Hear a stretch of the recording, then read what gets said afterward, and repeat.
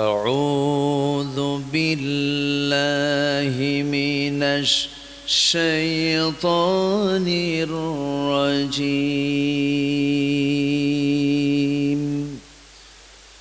بسم الله الرحمن الرحيم.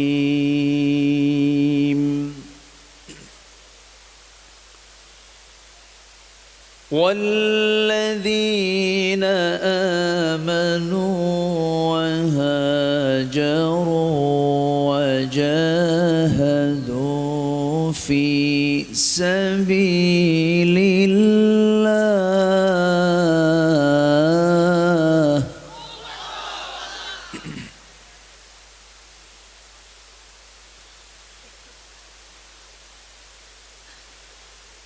وجاهدوا في سبيل الله والذين آووا ونصروا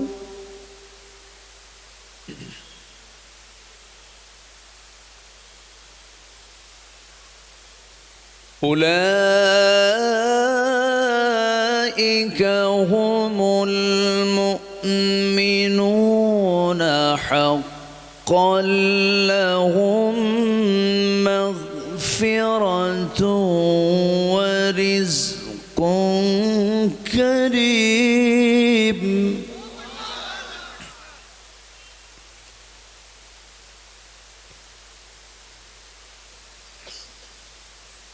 والذين آمنوا من بعد وهاجروا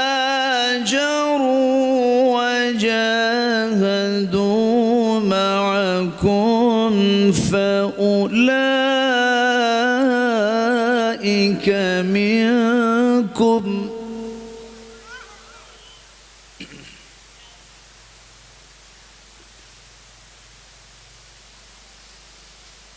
وأولو الأرحام بعضهم أولى ببعض في كتاب الله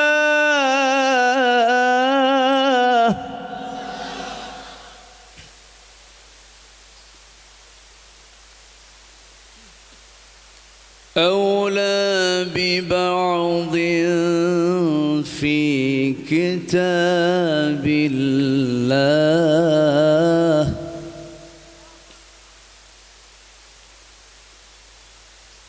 إن الله بكل شيء عليم.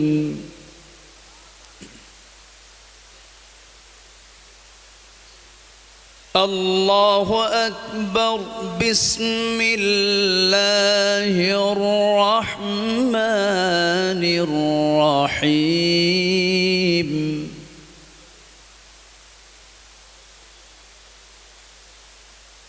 إن الله وملائكته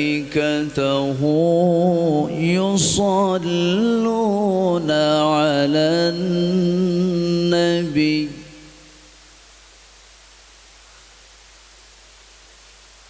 يا أيها الذين آمنوا صلوا عليه وسلموا تسليما.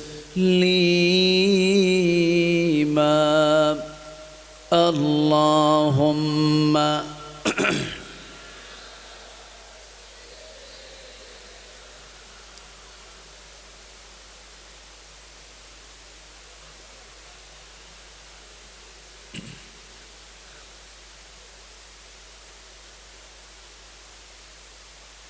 একটু মহব্বত দিয়ে নবীর প্রেমে মাতোয়ারা হয়ে আওয়াজ দিয়ে জবান খুলে সবাই বলুন আল্লাহুম্মা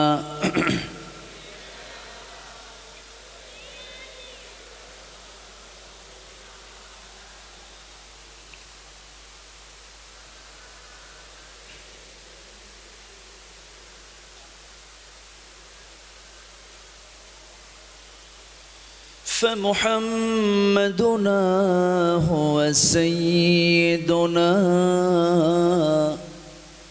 فمحمدنا هو سيدنا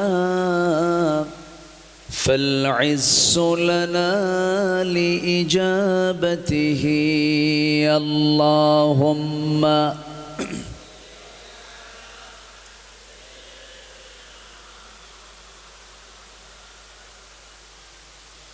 وعلى آل سيدنا সবাই বলুন بلغ العلا بكماله كشف الدجى بجماله حسنت جميع خصاله سلوا سراج الملة تمهي فخر دو عالم دلبار مولاه شريف الأنبياء نسخا كل أديان دغره بلغ العلا كشف الدجى بجماله حسنت جميع خصاله سلوا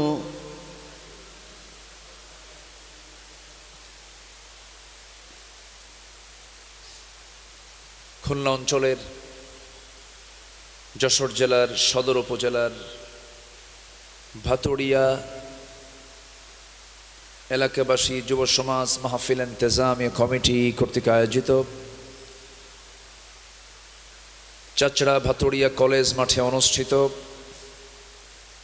11তম তাফসীরুল কোরআন মাহফিল 2024 17ই ফেব্রুয়ারিতে অনুষ্ঠিত আজকের এই মহৎ আয়োজনের সম্মানিত সুযোগ্য সভাপতি, আজকের এই প্রোগ্রামের বরেণ্য সাহেবে সদর জনাব হাজী আব্দুর রাজ্জাক সাহেব, প্রধান অতিথি চাচড়া ইউনিয়ন পরিষদের সম্মানিত চেয়ারম্যান ইসলাম দরদি ব্যক্তিত্ব জনাব শামীম রেজা, আজকের প্রোগ্রামের বরেণ্য অতিথি, বিশেষ করে আমার পূর্বে কথা বলেছেন, সুন্দর সঙ্গীত দিয়ে আমাদের হৃদয়ে ইসলামের খোরাক মিটিয়েছেন আমার প্রাণপ্রিয় ভাইজান অ্যাডভোকেট রুকনুজ্জামান হাফিজাহুল্লাহ। কথা বলেছেন বিশিষ্ট ইসলামী সঙ্গীত শিল্পী জনাব কবির বিন সামাদ, উপস্থিত হযরত উলামায়ে কেরাম, ফদলা ইজাম, জাতির শ্রেষ্ঠ সন্তান শিক্ষক মণ্ডলী, প্রফেসর জাহাঙ্গীর হোসেন সহ উপস্থিত সম্মানিত মেহমানবৃন্দ, সামনে উপস্থিত দূরে কাছের বিভিন্ন স্থান থেকে ছুটে আসা কালেমার ঝান্ডাবাহী, তাওহীদের পতাকাবাহী, দ্বীন ইসলামের নর শারদুল বীর মুজাহিদ, প্রাণ প্রিয় সম্মানিত দ্বীনি ভাইরা, আড়ালে বসে আছেন শ্রদ্ধেয়া সম্মানিতা মা বোনেরা, আলোচনার সূচনায় আনুষ্ঠানিকতার মধ্য দিয়ে আমার পক্ষ থেকে আবারও দিল খোলা সালাম, আসসালামু আলাইকুম ওয়া রাহমাতুল্লাহি তাআলা ওয়া বারাকাতুহু। সবাই কেমন আছেন? যে আমাকে প্রশ্ন করে ফেলেছেন, আল্লাহ তাআলা আমাকে তো আপনার মতোই রেখেছেন, আপনার কাতারই রেখেছেন, বলি আলহামদুলিল্লাহ।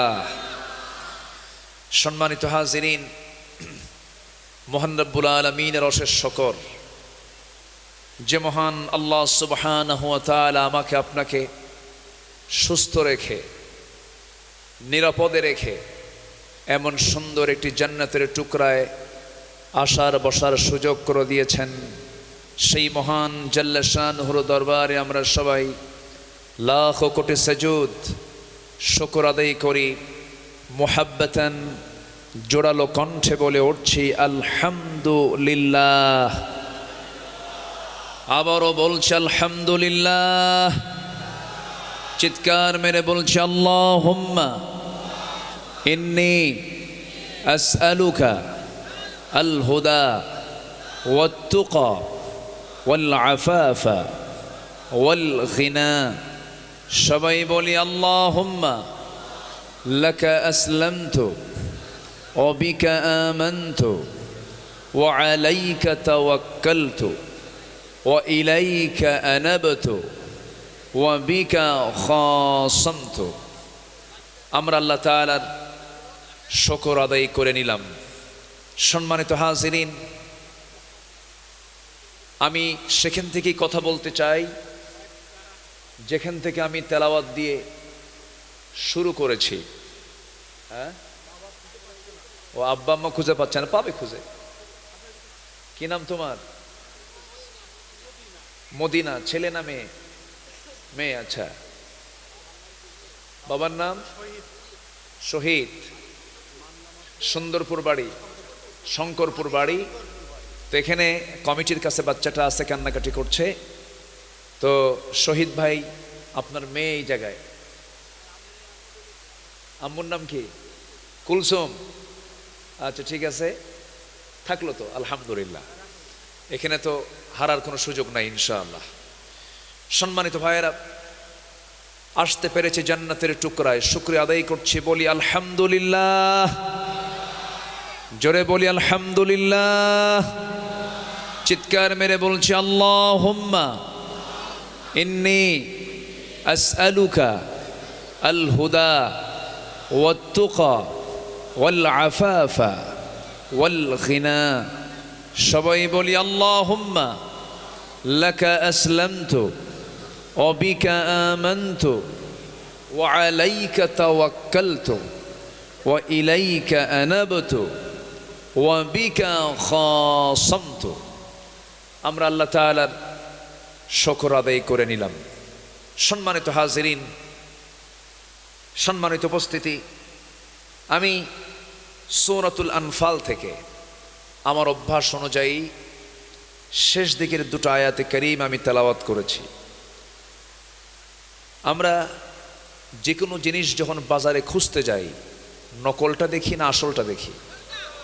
বলেন। নিজে নকল হলেও আসলটা খুঁজি, ঠিক আছে না? নিজে যদি ভুলও থাকি, নিজে যদি ভেজালও হই, আমরা নির্ভেজালটাই খুঁজে বেড়ার চেষ্টা করি। তো আল্লাহ তাআলা এখানে বান্দাকে বলছেন, বান্দা তুমি জেনে নাও আমি তোমাকে প্রকৃত মুমিন হিসেবে কবুল করব এবং তোমাকে আমার পক্ষ থেকে দুটো পুরস্কারে পুরস্কৃত করব, মহা পুরস্কারে পুরস্কৃত করব।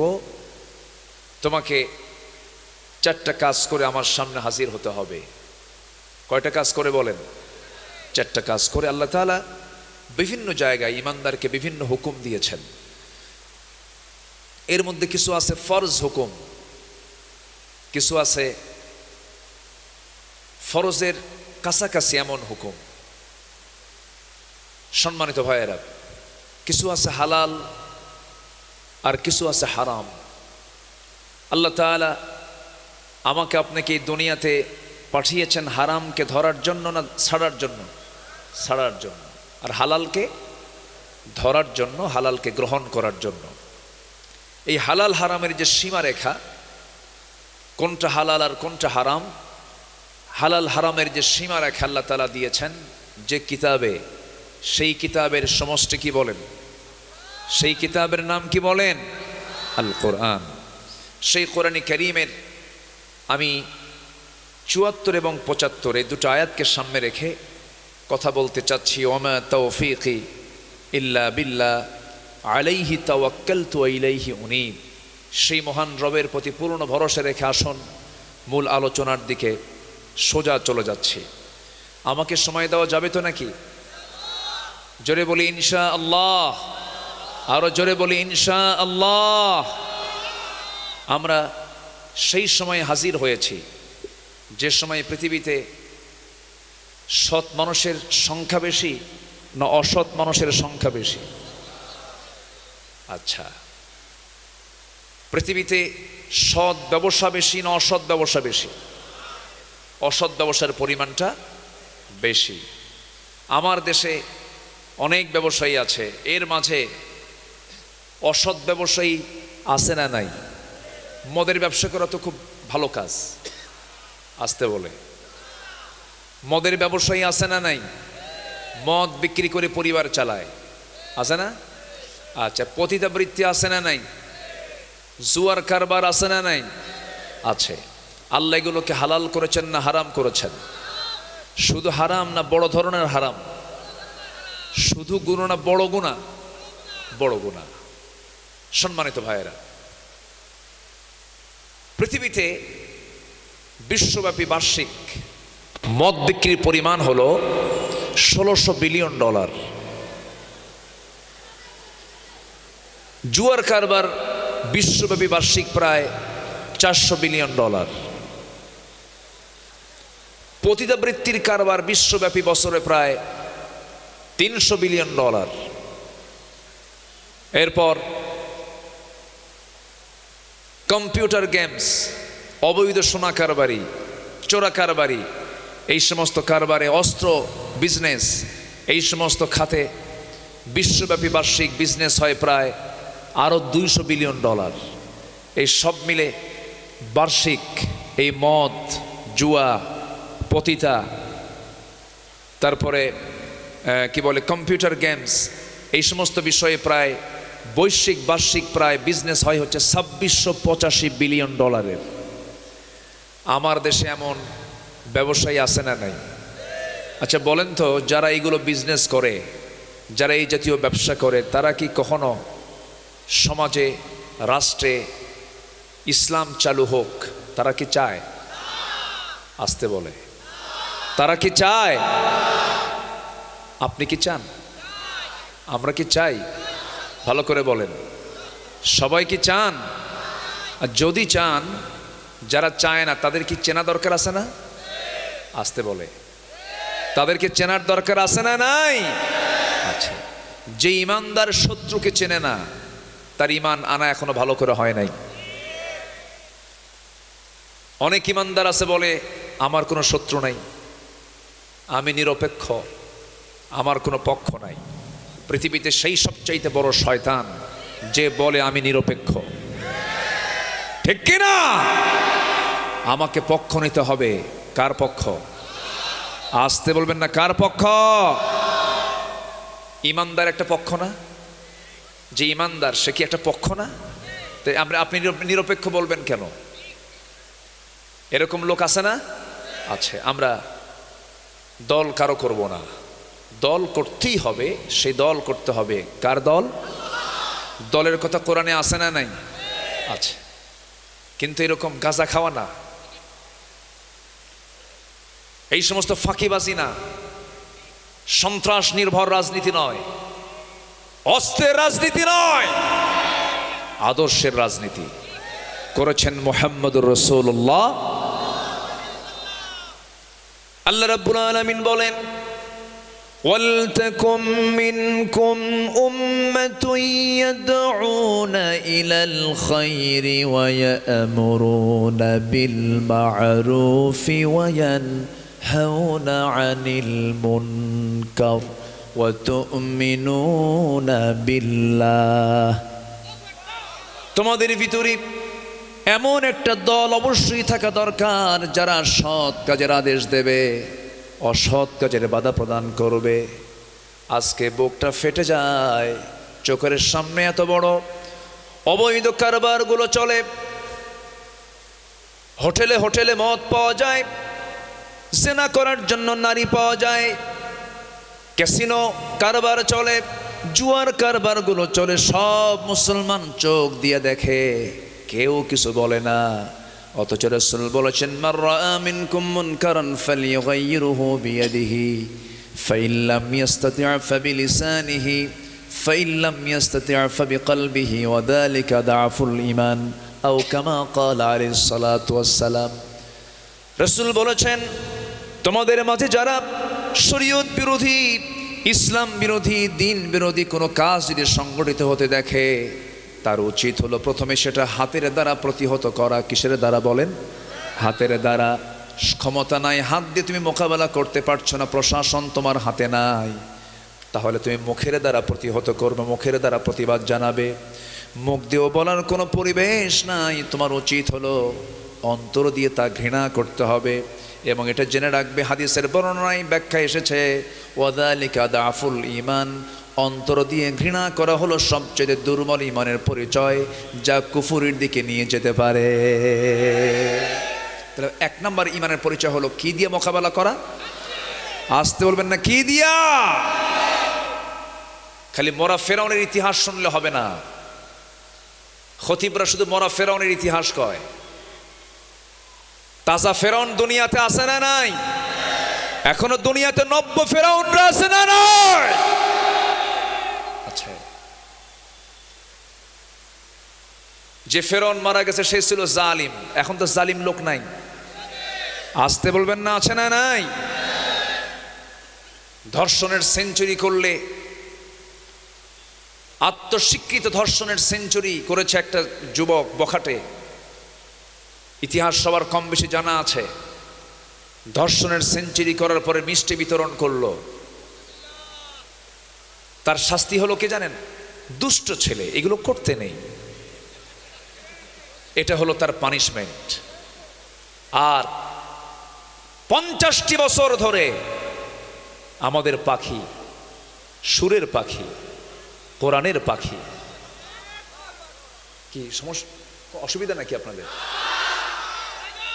আমাদের সুরের পাখি, আমাদের কোরআনের পাখি, তিনি কত খেদমত করে গেলেন, কত বেনামাজি নামাজি হলো, কত বাপমার অবাধ্য সন্তান অনুগত হলো। আজকে পৃথিবীর এমন কোন দেশ নেই যার জন্য চোখের পানি ফেলে এখনো মানুষ কাঁদে না। যে দেশের মানুষ,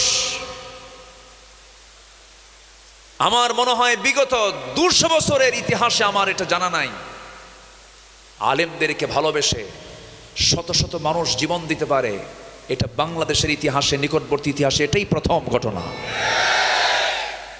সম্মানিত ভাইয়েরা, বিবেকটাকে যারা নিরপেক্ষ রাখতে পারে না, তার ঈমান আনা এখনো হয়নি। বিবেক হচ্ছে পৃথিবীর সবচেয়ে বড় রাডার। বিবেককে নিরপেক্ষ করুন, ঈমানকে বিক্রি করবেন না, হক কথা বলবেন, সোজা পথে চলবেন। পুরস্কার দিবেন কে? আসতে বলবেন না, পুরস্কার দিবেন কে? আমি অন্যায় করব না, কাউকে অন্যায় করতে দেব না। এই জন্য কি একা চললে হবে না মিলেমিশে চলতে হবে? সেই প্ল্যাটফর্মের নাম হবে ইসলাম। সেই প্ল্যাটফর্মের নাম কি হবে? ইসলাম। মসজিদে নামাজ একা হয় না, জামাতে হয়। আমাদের মসজিদের ইমাম যিনি, তিনি কি পাওয়ারফুল ইমাম না পাওয়ারলেস ইমাম?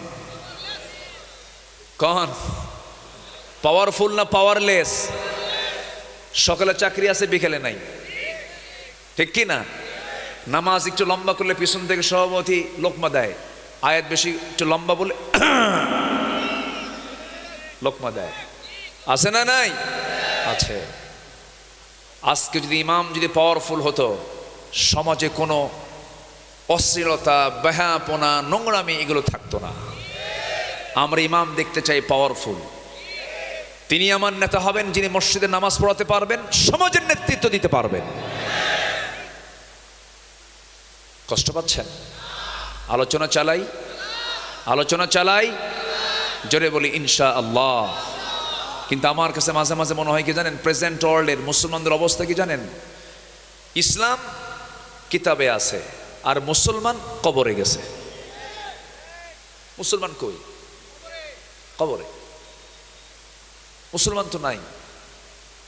চোখের সামনে এতগুলো হারাম কাজ সংগঠিত হয়, আমরা চোখ দিয়ে দেখি।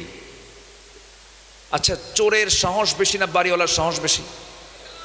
হ্যাঁ, না, কই? শক্তি কার বেশি? শক্তি কার বেশি? সাহস বেশি কার?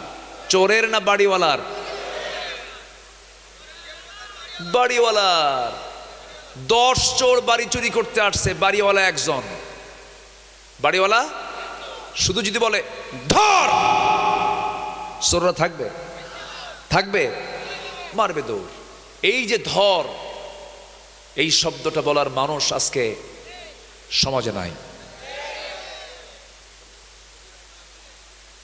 আমার কথা কি বুঝে আসতেছে? আমরা সচেতন হব। জোরে বলি ইনশাআল্লাহ, আর জোরে বলি ইনশাআল্লাহ। যে বিবেক জাগ্রত হয় না, যে ঈমান প্রয়োজনে জ্বলে ওঠে না, যে ঈমান হকের পক্ষে কথা বলে না, যে ঈমান বাতিল দুর্গে আঘাত হানতে পারে না, এটা ঈমান নয়, ওটা মুনাফিকি। সম্মানিত ভাইয়েরা, সম্মানিত বন্ধুগণ, আমরা ঈমান এনেছি, আমরা কাউকে ভয় পাবো? ঈমান এনেছি আমরা কার উপরে? আসতে বলবেন না, কার উপরে? আল্লাহর উপরে। আমি যদি আল্লাহর উপর ঈমান আনি, আমাকে কেউ হারাতে পারবে না, আমাকে কেউ টলাতে পারবে না। আমার সাহায্যকারী মহান রব্বুল আলামিন তিনি নিজে। আল্লাহ বলছেন, বান্দারে হতাশ হবে না, নিরাশ হবে না। ফালা তাহিনু ওয়ালা তাহজানু ওয়া আনতুমুল আ'লাউনা ইন কুনতুম মুমিনিন। হতাশ হবে না, নিরাশ হবে না। তুমি যদি সত্যিকারের মুমিন যদি হতে পারো, ঈমান যদি ভালো করে আনতে পারো, সমস্ত বিজয় আমি আল্লাহ তোমার হাতে তুলে দেব। শর্ত হলো মুমিন হতে হবে। কার পছন্দের? কার পছন্দের? আল্লাহর পছন্দনীয় ঈমানদার বান্দা হতে হবে। আল্লাহ বিজয়ের পতাকা আমার হাতে তুলে দিবেন। জজবা থাকতে হবে। ঈমান তো এনেছি আমরা, কিন্তু যে ঈমানটা হিজরতের চিন্তা করে না, যে ঈমানটা জিহাদের চিন্তা করে না, সেই ঈমানটা হলো মুনাফিক ঈমান। সে ঈমানদার নয়, সে হচ্ছে মুনাফিক। সে কি বলেন? মুনাফিক। আমার বন্ধুগণ, যদি কোনো বান্দা 5 ওয়াক্ত নামাজ পড়ে, রমজান মাসে রোজাও রাখে, হজও করে আসি, যাকাতও আদায় করে, মসজিদ মাদ্রাসায় পড়ে থাকে, তাহাজ্জুদটাও বাদ দেয় না, নফল রোজাও বাদ দেয় না, জিকির আজকারও তার কোনো বাদ নাই, কিন্তু আল্লাহর জমিনে দিন কায়েম হোক এটার জন্য সে জিহাদ করে না। আল্লাহর দিন কায়েমের জন্য সে তার জীবনের সম্পদগুলো, মালগুলো খরচ করে না। আল্লাহর ভাষায় সেই লোকটা হলো মুনাফিক। মুনাফিক, মুনাফিক। এরকম লোক আমার দেশে নাই তো? আসতে বলবেন না, আছে না নাই? আচ্ছা, একটু কান লাগান।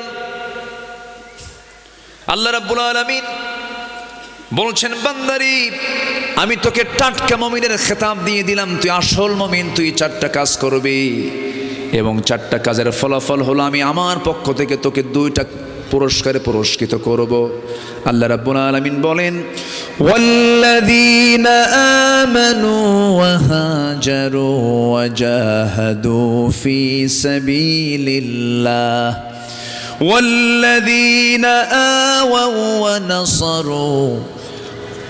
والذين آووا ونصروا أولئك هم المؤمنون حقا لهم مغفرة ورزق كريم। জোরে বলুন আল্লাহু আকবার। আল্লাহ রাব্বুল আলামিন বলেন, নিঃসন্দেহে যারা, ওয়াল্লাযীনা নিঃসন্দেহে যারা, আমানু ঈমান আনবে, ঈমান যারা পাকাপোক্ত করে আনবে, যে ঈমানের মধ্যে কোনো শিরিক থাকবে না, বিদাত থাকবে না, কুফর থাকবে না, যে ঈমানদার মাজারে গিয়ে সেজদা দেবে না, যে ঈমানদার মাজারে গিয়ে টাকা দেবে না। মাজারে টাকা দেওয়া লোক আমার দেশে আছে না নাই? আচ্ছা, কোনো পীর কি মাজারে টাকা দেয়? কোনো পীর সাহেব? তাহলে পীর সাহেব কিন্তু মাজারে টাকা দেয় না। আচ্ছা বলেন তো, কোনো হুজুরের বাড়ি কি মিলাদ হয়? তাহলে হুজুরের বাড়ি মিলাদও হয় না, পীর সাহেব গিয়ে মাজারে টাকাও দেয় না। আচ্ছা, কোনো ডাক্তারের বইয়ের কি সিজার লাগে, অপারেশন লাগে? কই, খুব কম লাগে। ডাক্তারের বইয়ের পেটে বাচ্চা, সিজার লাগে না, আমাদের লাগে। কথা বোঝেন নাই? আমার কথা কি বুঝতেছেন কিনা? তাহলে চিকিৎসকের বইয়ের সিজার লাগে না, পীরের মাজারে টাকা দেওয়া লাগে না, হুজুরের বাড়িতে মিলাদ হয় না। তাহলে বুঝে নিতে হবে কিন্তু বিষয়গুলো। আপনি মাজারে দিবেন কেন? টাকা দরকার কি মরা লোকের না জিন্দা লোকের? টাকা কার দরকার? মরা লোকের না জিন্দা লোকের? জিন্দা লোকের। আপনি ফকিরকে দেন, ওয়াম্মা সাইলা ফালা তানহার আলাম ইয়াজিদকা ইয়াতীমান ফাআওয়া, ইয়াতীমের দিকে আপনি তাকান। সবচেয়ে বড় বুজুর্গ আব্বা আম্মাকে লক্ষ্য করেন, আব্বা আম্মাকে বেদানা খাওয়ান, আব্বা আম্মাকে একটু আপেল কিনে খাওয়ান, আব্বা আম্মাকে শিশুবেলায় আমাকে আপনাকে যেমন করে লালন পালন করেছে তেমন করে লালন পালন করেন। আসল দোয়া কবুলের যারা মহাজন, যাদের দোয়া আল্লাহর দরবারে ডাইরেক্ট কবুল হয়, সে বাপমার কোনো খবর নাই। খবর হলো নকল বাবার কাছে চলে যায়। আছে না নয়? আচ্ছা, সম্মানিত ভাইয়েরা, সম্মানিত বন্ধুগণ, যে ইমানের ভিতরে শিরিক থাকবে না সেই ইমানদার কখনো জাহান্নামে যাবে না। আলহামদুলিল্লাহ বলেন। আমরা শিরকের কাজে যাব, বাচ্চা হয় না চাইবো কার কাছে? ব্যবসায় মন্দা চাইবো কার কাছে? এমনকি জুতার ফিতা ছিঁড়ে গেছে, আগে বলবো কার কাছে? জুতার ফিতা তাও চাইবো কার কাছে? আল্লাহর কাছে। আল্লাহ কি দূরে? আসতে বলে আল্লাহ কি দূরে? সবচেয়ে আমার কাছে কে? সবচেয়ে আমার প্রিয়কে, সবচেয়ে আমার আপনকে, সবচেয়ে আমার পরম চরম বন্ধুকে? আল্লাহ তাআলা। আমার বন্ধুগণ,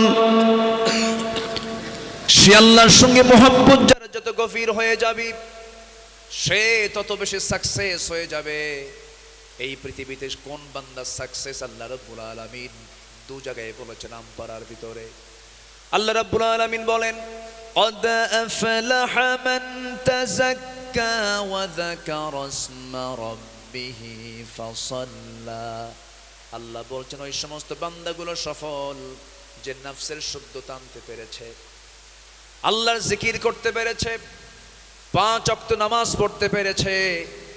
আজকে স্বাধীনতার 53 বছর চলছে, আজকে 17ই ফেব্রুয়ারি পার হয়ে যাচ্ছে, আজকে 53 বছর চলে গেল স্বাধীনতার। 18 কোটি মুসলমানের বাংলাদেশ। দুঃখজনক হলো সত্য, আমার দেশে নামাজি বেশি না বেনামাজি বেশি? সফলতা না ব্যর্থতা? মসজিদ হচ্ছে ঘন ঘন, মডেল মসজিদ দরকার বেশি না মডেল মুসল্লি দরকার বেশি? মডেল মুসল্লি বেশি দরকার। এমন মসজিদ আছে, বিশাল বড় মসজিদ, ফজরের সময় মুয়াজ্জিন আযান দিয়ে ফেলেছে, ফজরের জামাতে মোট 3 জন সংখ্যা মুসল্লি, একজন ইমাম, একজন মুয়াজ্জিন আর একজন খাদেম, আর মুসল্লি নাই। আমি কি ভুল বলতেছি? এটাই তো অবস্থা। একটা আদর্শ গ্রামের পরিচয় কি? ধরুন এটা কি ভাতকুড়া না ভাতুড়িয়া, এই ভাতুড়িয়া গ্রামের 500 জন এই জায়গায় বাসিন্দা আছেন, 1000 জন বাসিন্দা আছেন, 500 ঘর 1000 ঘর আছে হয়তো বা ধরেন। একটা আদর্শ গ্রামের বৈশিষ্ট্য হলো এই গ্রামের যে মসজিদটা আছে, জোহরের মুসল্লি মসজিদে যত যা হবে তার চাইতে বেশি পরিমাণ হবে ফজরের মুসল্লি। কিন্তু ফজরে তো কোনো মুসল্লি নাই। কেন মুসল্লি নাই? কি জন্য মুসল্লি নাই? মেয়েদেরকে ব্যস্ত রেখেছে, ইন্ডিয়ান চ্যানেলগুলো দিয়া গোটা রাত দিয়ে দেয়, মেয়েরা চ্যানেলগুলো দেখে, আর পুরুষরা বাইরে আড্ডা মারতে মারতে রাত 1টা বেজে যায়, 2টা বেজে যায়, ফজরের আগ দিয়ে ঘুমাতে যায়। ফজর কাজা গেল। যার দিনটা ফজর কাজা দিয়ে শুরু হয় সেই দিনের মধ্যে কোনো বরকত আছে নাকি? বরিকালি উম্মতি ফি বুকুরিহা, আমার উম্মতের বরকতময় সময় হলো সকালবেলা। যে বান্দা সকালবেলার বরকত থেকে বঞ্চিত, সে প্রকৃত রহমত থেকে বরকত থেকে বঞ্চিত। আমার ভাইয়ের আগের যুগে দাদিকে আমি নিজের চোখে দেখেছি। আমার নিজের দাদি ফজরের আগে উঠে যেতেন। যখন ছোট আমি দেখতাম তিনি মুসল্লায় বসে থাকতেন, বলতেন, না না ও দাদা শোনো, হাত্তা তাতলু আশ-শামস, সূর্যোদয় না হওয়া পর্যন্ত আমার নবীজি মুসাল্লা থেকে তিনি কখনো উঠতেন না। এই কৃষ্টি কালচারগুলো চলে গেছে। ফোরকানিয়া মাদ্রাসা বন্ধ হয়ে চালু হয়ে গেছে কেজি স্কুল, ঠিক কিনা? গ্রামে গ্রামে কোরআন তেলাওয়াতের যে একটা পরিবেশ ছিল, সেই পরিবেশগুলো বাদ পড়ে গেছে। সিলেবাসের মধ্যে আমূল পরিবর্তন এনেছে। আমরা জানি আমাদের জন্ম হলো পুরুষ এবং নারী থেকে, মেল এবং ফিমেল থেকে, কিন্তু এর পাশাপাশি এখন মেল, ফিমেল এবং ট্রান্সজেন্ডার ঢুকানো হয়েছে। ট্রান্সজেন্ডার মানে হলো রহিম রহিমা হবে, করিম করিমা হবে, হাবিব হাবিবা হবে, শরীফ শরীফা হবে। কি কথা বুঝতেছেন কি আপনারা? এগুলো যদি শিক্ষার সিলেবাসে দেয়, যারা এগুলো দিছে, যারা এগুলো ইনক্লুড করেছে, তারা কি মানুষ? আসতে বলেন, তারা কি মানুষ হতে পারে?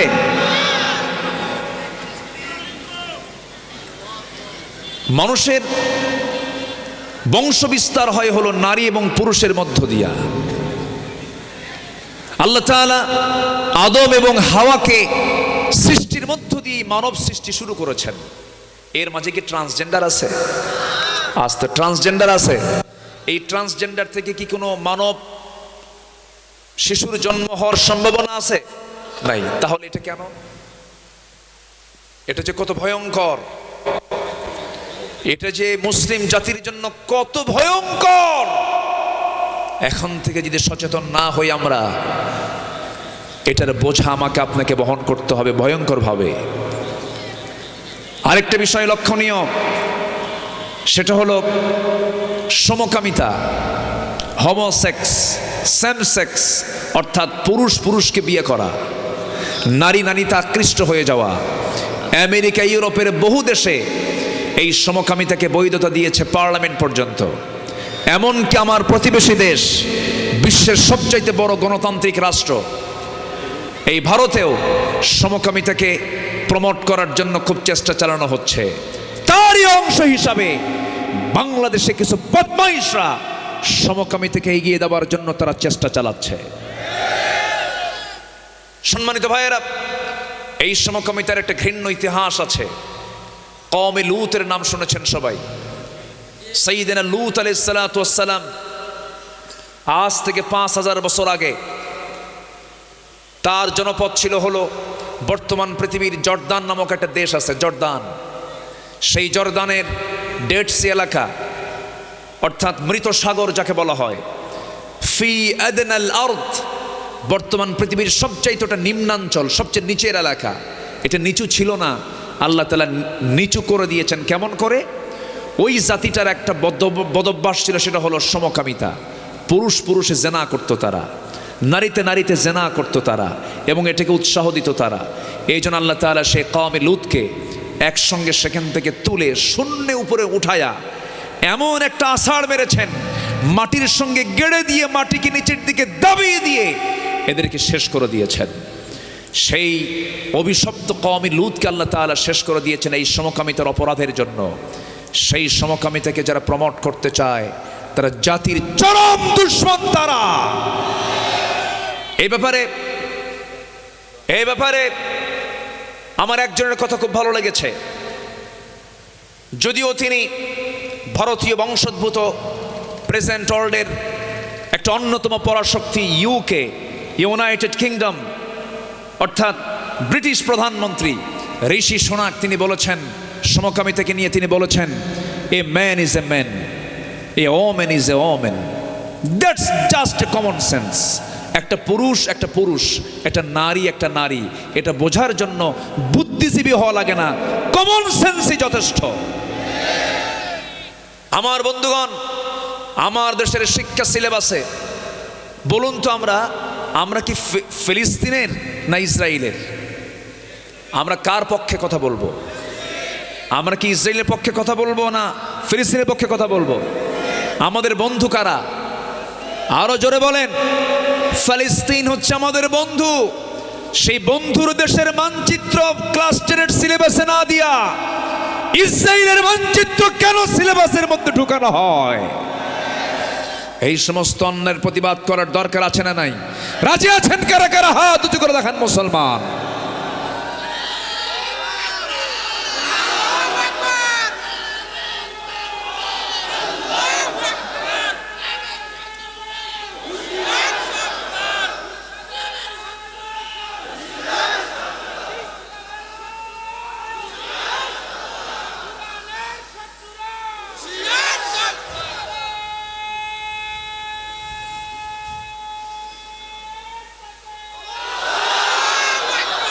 আল্লাহ কবুল করুন, জোরে বলি আমিন, আরো জোরে আমিন।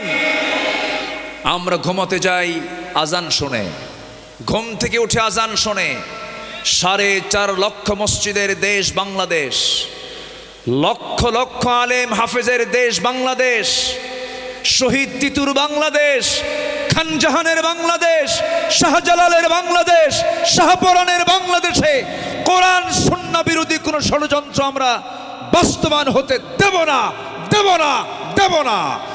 প্রয়োজনে বুকের তাজা রক্ত ঢেলে দিতে রাজি আছেন কারা কারা? হাত উঁচু করে দেখা।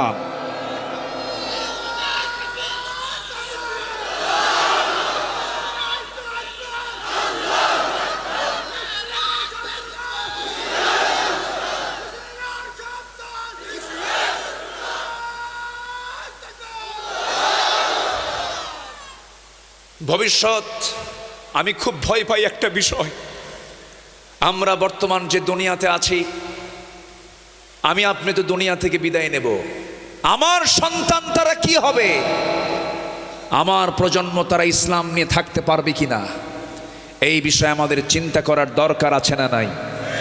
পার্থিব সম্পদ আগে রক্ষা করা দরকার না, ইসলামকে জমিনে বাস্তবায়ন করা দরকার। ইসলাম যদি টিকে থাকে আমার ভবিষ্যৎ প্রজন্ম টিকে থাকবে। এই জন্য ইসলাম কায়েমের জন্য আমাদের মুজাহাদা চেষ্টা করার দরকার, একার না সবার, একার না সবার। এই জন্য আল্লাহর আহ্বান হলো, আমি তোমাকে 2টা পুরস্কার দেব। 1 নাম্বার, ভালো করে ঈমান আনো, নামাজি হও, সত্যকে সত্য বলো, মিথ্যাকে মিথ্যা বলো, বৈধকে মেনে নাও, অবৈধকে প্রত্যাখ্যান করো, ঈমানটাকে লালন করো, কুফুরের দিকে যেও না, দুনিয়ার হিউম্যান লকে মানব রচিত মতবাদকে গ্রহণ করতে যেও না। নাম্বার 2 হলো, প্রয়োজনে দিনকে কায়েমের সংগ্রাম করতে গিয়ে যদি তোমাকে দেশ ছাড়তে হয় দেশও ছাড়ো। সুবহানাল্লাহ বলবেন না? যেরকম সুবহানাল্লাহ। দেশ ছেড়েছেন মুহাম্মদুর রাসূলুল্লাহ, মুহাম্মদুর রাসূলুল্লাহ। তিনি কি কারো বাড়িতে আগুন ধরিয়ে আগুন লাগিয়ে দিয়েছিলেন? তিনি কি কাউকে খুন করেছিলেন? তিনি কি কাউকে কটু কথা বলেছিলেন? তিনি কি কাউকে গালমন্দ করেছিলেন? তিনি কি কোনো জাতির কোনো ক্ষতি করেছিলেন? যে লোকটাকে বলা হতো সাদেক আল আমিন, সেই লোকটাই হয়ে গেলেন ওই সমস্ত ব্যক্তির কাছে এত খারাপ কেন? রাসূল বলেছেন, আমি কোনো অন্যায় করব না, কাউকে অন্যায় হতে দেব না। এই জাতীয় হক কথাগুলো যখন বলা শুরু করলেন, ওই মদের দোকান নিয়ে যারা বসে, জুয়ার কারবার যারা নিয়ে বসে, সুদের কারবার নিয়ে যারা বসে, ওদের গায়ে সহ্য হয় নাই, দিয়েছে নবীর বিরুদ্ধে মামলা। কি দিয়েছে? এখনো সেই মামলা দেওয়ার মতো লোক আছে না নাই? তাহলে আবু জাহেল চলে গেছে, আবু জাহেলের উত্তরসূরি আছে না নাই? আছে। রাসূলের বিরুদ্ধে মামলা হাঁকায় দিল, যাকে পায় তাকেই মারে। নবীজি সাহাবে কেরামদের মধ্যে থেকে কিছু সাহাবীকে আবিসিনিয়ায় পাঠায়া দিলেন, যাও তোমরা, মক্কায় থাকার কোনো পরিবেশ নাই। নবীজির চোখের সামনে সবাইকে মেরে ফেলে। ইয়াসার পরিবারকে মেরেই ফেলা হলো, সুমাইয়াকে মেরে ফেলা হলো, শহীদ করে দেওয়া হলো। নবীজির একদিন স্বপ্ন, তিনি ভাবলেন সেজদা তো দেই, কাবাকে সামনে রেখে আল্লাহ তাআলা আমার কিবলা কাবা করে দিয়েছেন। তার প্রথম কিবলা ছিল বাইতুল আকসা, কিন্তু তার মন চাচ্ছিল বাইতুল আকসাটা কিবলা না হয়ে যদি বাইতুল হারাম হতো কত না ভালো হতো। ফাওয়াল্লি ওয়াজহাকা শাতরাল মসজিদিল হারাম। আমার নবীজি কিবলামুখী হয়ে নামাজ পড়েন, কিন্তু যেই হারাম, যেই কাবাকে সামনে রেখে তিনি নামাজ পড়েন, সেই কাবার ভিতরে 360টা মূর্তি ওই কুরাইশরা রেখে দিয়েছিল। নাউজুবিল্লাহ। নবীজি নামাজ পড়েন কিন্তু তৃপ্তি পান না। নবীজি মনে মনে চিন্তা করলেন, মনে মনে সিদ্ধান্ত নিলেন, একটু ভিতরে যাব, ভিতরে দেখব। ভিতরে তিনি ঢোকেন নাই। ওই কাবার চাবি ছিল একজন ব্যক্তির হাতে, তার নাম হলো ওসমান বিন তালহা। মাথায় একটু নিয়ে রাখবেন, কথাগুলো মনে মনে একটু মাথায় লালন করবেন। আমি কি আলোচনা করব? ওসমান বিন তালহা রাদিয়াল্লাহু তাআলা আনহু, সেই সময় তো তিনি ইসলাম কবুল করেন নাই। আবু জাহেলের ধ্বজাধারী লোক ছিলেন তিনি। ওসমান বিন তালহার হাতে হলো কাবার চাবি। আমার রাসূল আসতে গিয়ে বললেন, ওরে ওসমান, আমি হলাম মুহাম্মদ সাল্লাল্লাহু আলাইহি ওয়াসাল্লাম, তোমার কাছে আমার একটা আরজি। সে আরজিটা হলো, তুমি যদি আমাকে কাবার চাবিটা দিতাম, আমি তৃপ্তি ভরে ভিতরে ঢুকে একটু সেজদা দিয়ে ধন্য করতাম আমার আল্লাহকে। আমার বন্ধুগণ, আমরা নামাজ পড়ি কোন দিক হয়ে বলেন? বলেন কোন দিক হয়ে? পশ্চিম দিক। সবাইকে পশ্চিম দিক হয়ে নামাজ পড়ে নাকি? কেউ পড়ে উত্তর দিক হয়ে, কেউ পড়ে দক্ষিণ দিক হয়ে, কেউ পড়ে পূর্ব দিক হয়ে। আমার বন্ধুগণ, সব দিকেই কেবলা। যারা কাবা শরীফের পশ্চিমে থাকে তাদের কেবলা হলো পূর্বে, যারা উত্তরে থাকে তাদের কেবলা হলো দক্ষিণে, যারা দক্ষিণে থাকে তাদের কেবলা হলো উত্তরে, যারা পশ্চিমে যারা পূর্বে থাকে তাদের কেবলা হলো পশ্চিমে। আমাদের কেবলা কোন দিকে? পশ্চিমে। কিন্তু কোনো ব্যক্তি যদি কাবার ভিতরে ঢুকে যায় তখন তার কেবলা কোন দিকে বলেন? আমার জীবনে বড় একটা শখ, আমি জীবনে বহু জায়গায় গিয়েছি, আমার বড় একটা শখ, সেটা হলো আল্লাহ তুমি আমাকে জীবনে অন্তত একটা বার ওই তোমার প্রথম ঘরের ভিতরে ঢোকার সুযোগটা করে দিও।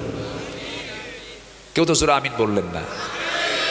বহুবার চান্স নিয়েছি, এদিক সেদিক বহু তদবির করছি, কিন্তু কাম এখনো হয়নি।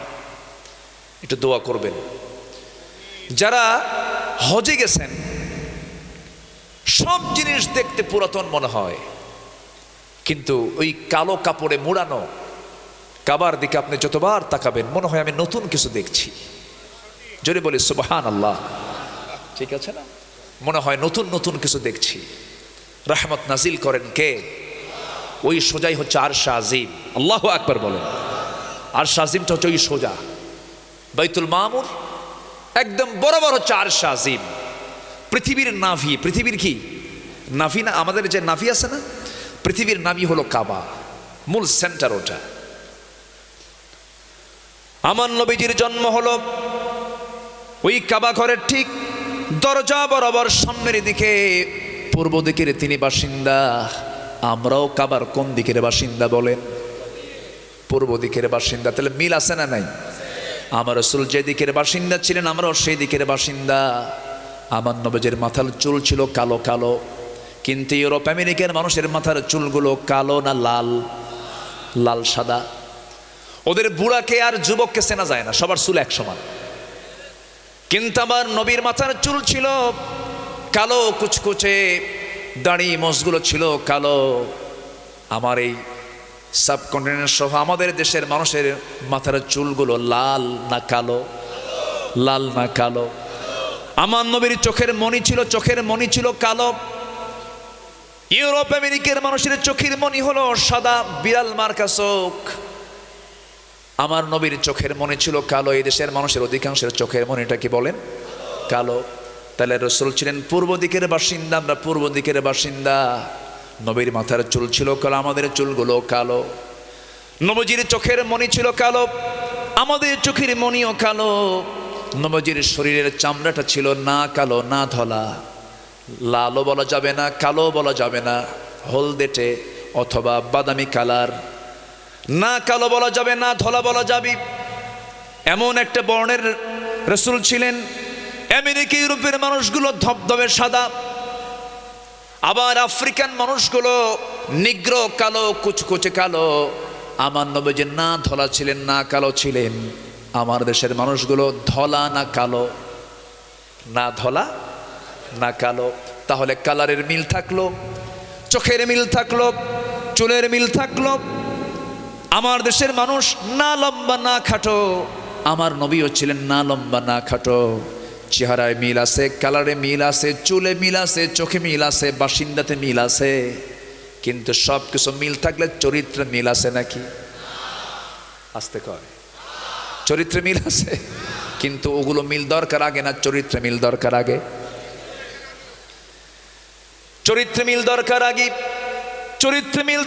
চরিত্রে মিল ছিল ওই কালো বেলালের, ওই চরিত্র মিল ছিল হলো ওই সমস্ত সালমান ফার্সি কত দূর থেকে পারস্য থেকে নবীর হাতে বায়াত নিয়ে কালিমা পড়ে মুসলমান হয়ে গেছেন। বেলাল আফ্রিকান মানুষ, কুসকুসে মানুষ বেলাল, কালিমা পড়ে মুসলমান হয়ে গেছেন। চেহারা ছিল না, নিগ্র কালো কুসকুসে মানুষ, আল্লাহ তাআলা তাকে এত সম্মান দিয়েছেন। সম্মানের মূল কারণ হলো বেলাল সবচেয়ে বেশি মহব্বত করেছেন তিনি কে? আল্লাহ। আমার নবীজি অনেক লম্বা কথা, কাবার চত্বরে দাঁড়ালেন, কাবার দরজার দিকে তাকালেন, দরজায় দেখতেছেন এখন একটা তালা মারা, তালা ঝুলতেছে। সেই ঝুলন্ত তালার দিকে তাকায় মনে মনে ভাবলেন, যদি একটু ভিতরে ঢুকতে পারতাম কতই না ভালো হতো। চাবিওয়ালার কাছে গিয়ে বলছেন, চাবিওয়ালা ওসমান, আমাকে একটা বারের জন্য চাবিটা দেওয়া যায় নাকি? আমি একটু ভিতরে ঢুকতে চাই। ওসমান বিন তালহা রাসূলকে একটা ধাক্কা মারলো, নবীজি মুখ থুবড়ে পড়ে গেলেন। আস্তে করে দাঁড়ায় বলছেন, ওসমান, আজকে তোমার ক্ষমতা বলে, তোমাদের পাওয়ার বলে আমাকে আজকে ধাক্কা মেরে জমিনে ফেলে দিলা। তুমি কি জানো ওসমান, একদিন দেখতে পাবে ওই কাবার চাবি আল্লাহ তাআলা আমার হাতে তুলে দিয়েছে। জোরে কান সুবহানাল্লাহ। আজকে যে লোকগুলোকে গোটা পৃথিবীর দেশে দেশে মুসলিম রাষ্ট্রগুলোর দিকে আপনি তাকায় দেখেন, যারাই জমিন আল্লাহর দিন কায়েম করতে চায়, তাদের হাতে যারা আজকে হ্যান্ডকাপ পরাচ্ছেন, বেশি দিন অপেক্ষা করতে হবে না। যাদের হাতে আজকে হ্যান্ডকাপ লাগাচ্ছেন তারাই আগামী সময়ে তারাই দেশ চালাবে, ঠিক কিনা? তারাই দেশ চালাবে ইনশাআল্লাহ। বলেন। আমার বন্ধুগণ, রক্ত বৃথা যায় না। দিনের পথে যারা রক্ত ঝরে, এটা হলো উর্বরতা বৃদ্ধির জন্য, দিনকে বিজয়ীর জন্য আল্লাহ তাআলা রক্ত চান, ঘাম চান, শ্রম চান, ইবাদত চান। এই বাংলার জমিনে হাজারো শহীদের রক্ত ঝরেছে, এই জমিনে আল্লাহর দিন কায়েম হবে ইনশাআল্লাহ। সেদিন বেশি দূরে নয়, জোরে বলি ইনশাআল্লাহ। বলি ইনশাআল্লাহ। আসবে দিন, আসবে দিন, জোরে বলি ইনশাআল্লাহ। এমনকি আশা করি না আমরা? আমার নবীজি যখন এই কথা বললেন, ওসমান বিন তালহা চট করে তার মাইন্ড ঘুরে গেল, নবীর দিকে হয়ে বলতেছে, মুহাম্মদ, আমি তোমাকে চাবিটা দেব, কারণ তুমি তো সত্য কথা বলো, তোমার হাতে এই কাবার চাবি আসবে একদিন। কিন্তু আমি যে তোমাকে চাবি দিলাম এটা যেন আবু জেহেল না জানে। কে না জানে? কারণ আবু জেহেল না জানে, জানলে তো প্যাঁচ লেগে যাবে, ও যেন না জানে। আচ্ছা ঠিক আছে, জানবে না।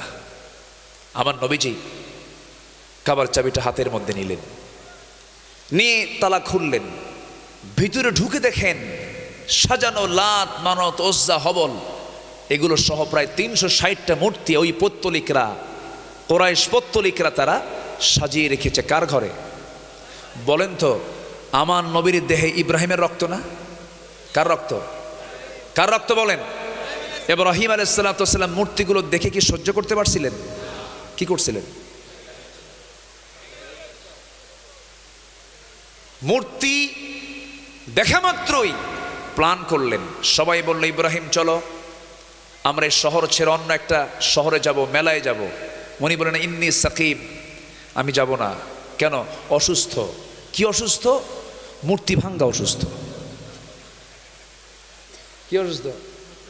মূর্তি ভাঙ্গা অসুস্থ। ইন্নী সাকিম, এটা মাহজুফ, এটা উনি প্রকাশ করলেন না, এটা আড়ালে উনি মনে মনে চিন্তা করছেন। সব চলে গেছে।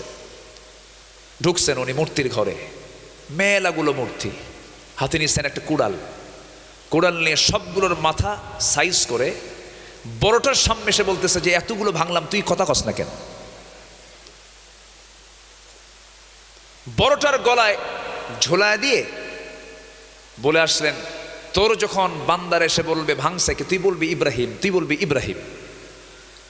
আল্লাহু আকবার বলবেন না? অথচ তার বাপ ছিল একজন কি মূর্তি বানাতো, সে মূর্তির কারিগর, মূর্তি তৈরি করত, মূর্তি বানায়া মূর্তিগুলো বাজারে বিক্রি করত। তার ছেলে হচ্ছেন ইব্রাহিম। আল্লাহু আকবার বলেন। মূর্তি পূজকের ছেলে ইব্রাহিম মূর্তির বিরুদ্ধে কথা বলে, আর ইব্রাহিমের সন্তানরা আজকে মূর্তির পক্ষে কথা বলে।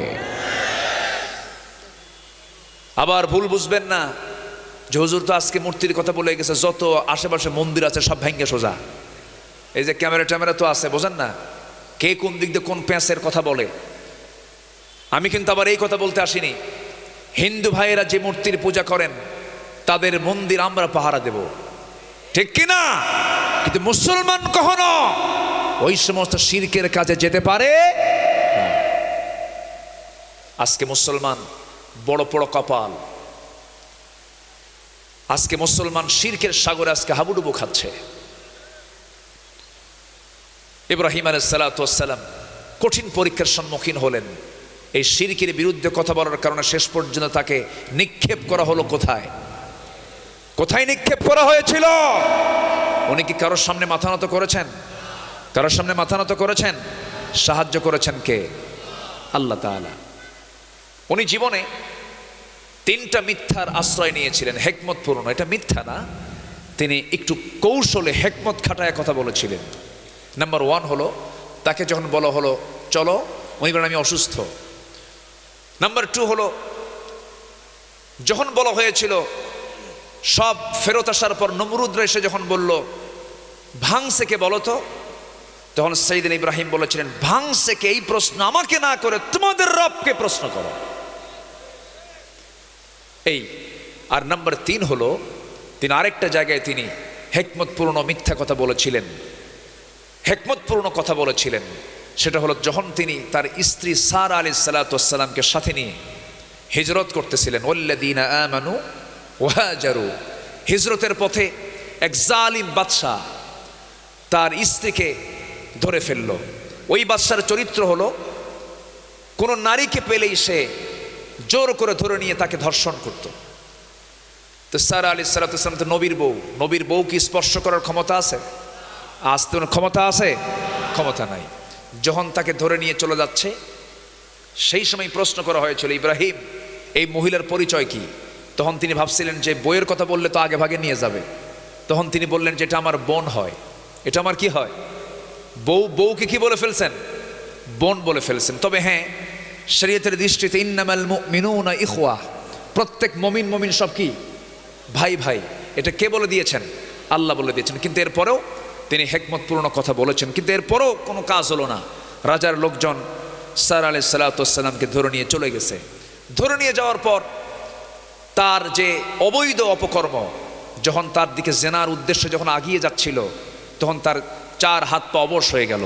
2-3 দিন চেষ্টা করেও সে তার দিকে এগুতে পারল না। শেষ পর্যন্ত সেই জালিম রাজা বলল যে এই দরবার আরেকজন নারী আছে, সেই নারীর কাছে আমি যেতে পারি না। সারা, আমি তোমাকেও মুক্ত করলাম এবং তোমার সাথে ওই মহিলাকেও দিয়ে দিলাম। ওই মহিলা হচ্ছেন হাজরা আলাইহিস সালাতু ওয়াস সালাম। সারা আলাইহিস সালাতু ওয়াস সালাম হাজরা আলাইহিস সালাতু ওয়াস সালামকে সাথে করে নিয়ে স্বামীর সামনে হাজির হয়ে বলছেন, আমার স্বামী আল্লাহর পয়গম্বর, আমি সাথে একা আসছি না, আমার সাথে আরেকজনকে নিয়ে আসছি, খুব ভালো, খুব পরহেজগার, খুবই আবেদা সালেহা নারী, আপনি তাকে গ্রহণ করতে পারেন। তখন তার পরামর্শে, বড় বউয়ের পরামর্শে তিনি হাজরা আলাইহিস সালাতু ওয়াস সালামকে বিয়ে করলেন। কত লম্বা ইতিহাস, কত ত্যাগ, কত কুরবানির ইতিহাস তাদের জীবনে রয়ে গেছে। তারা হিজরত করেছেন, ইমানকে পাকাপোক্ত করেছেন, আগুনে নিক্ষিপ্ত হয়েছেন, কারোর সামনে মাথা নত করেন নাই। ঠিক কিনা বলেন?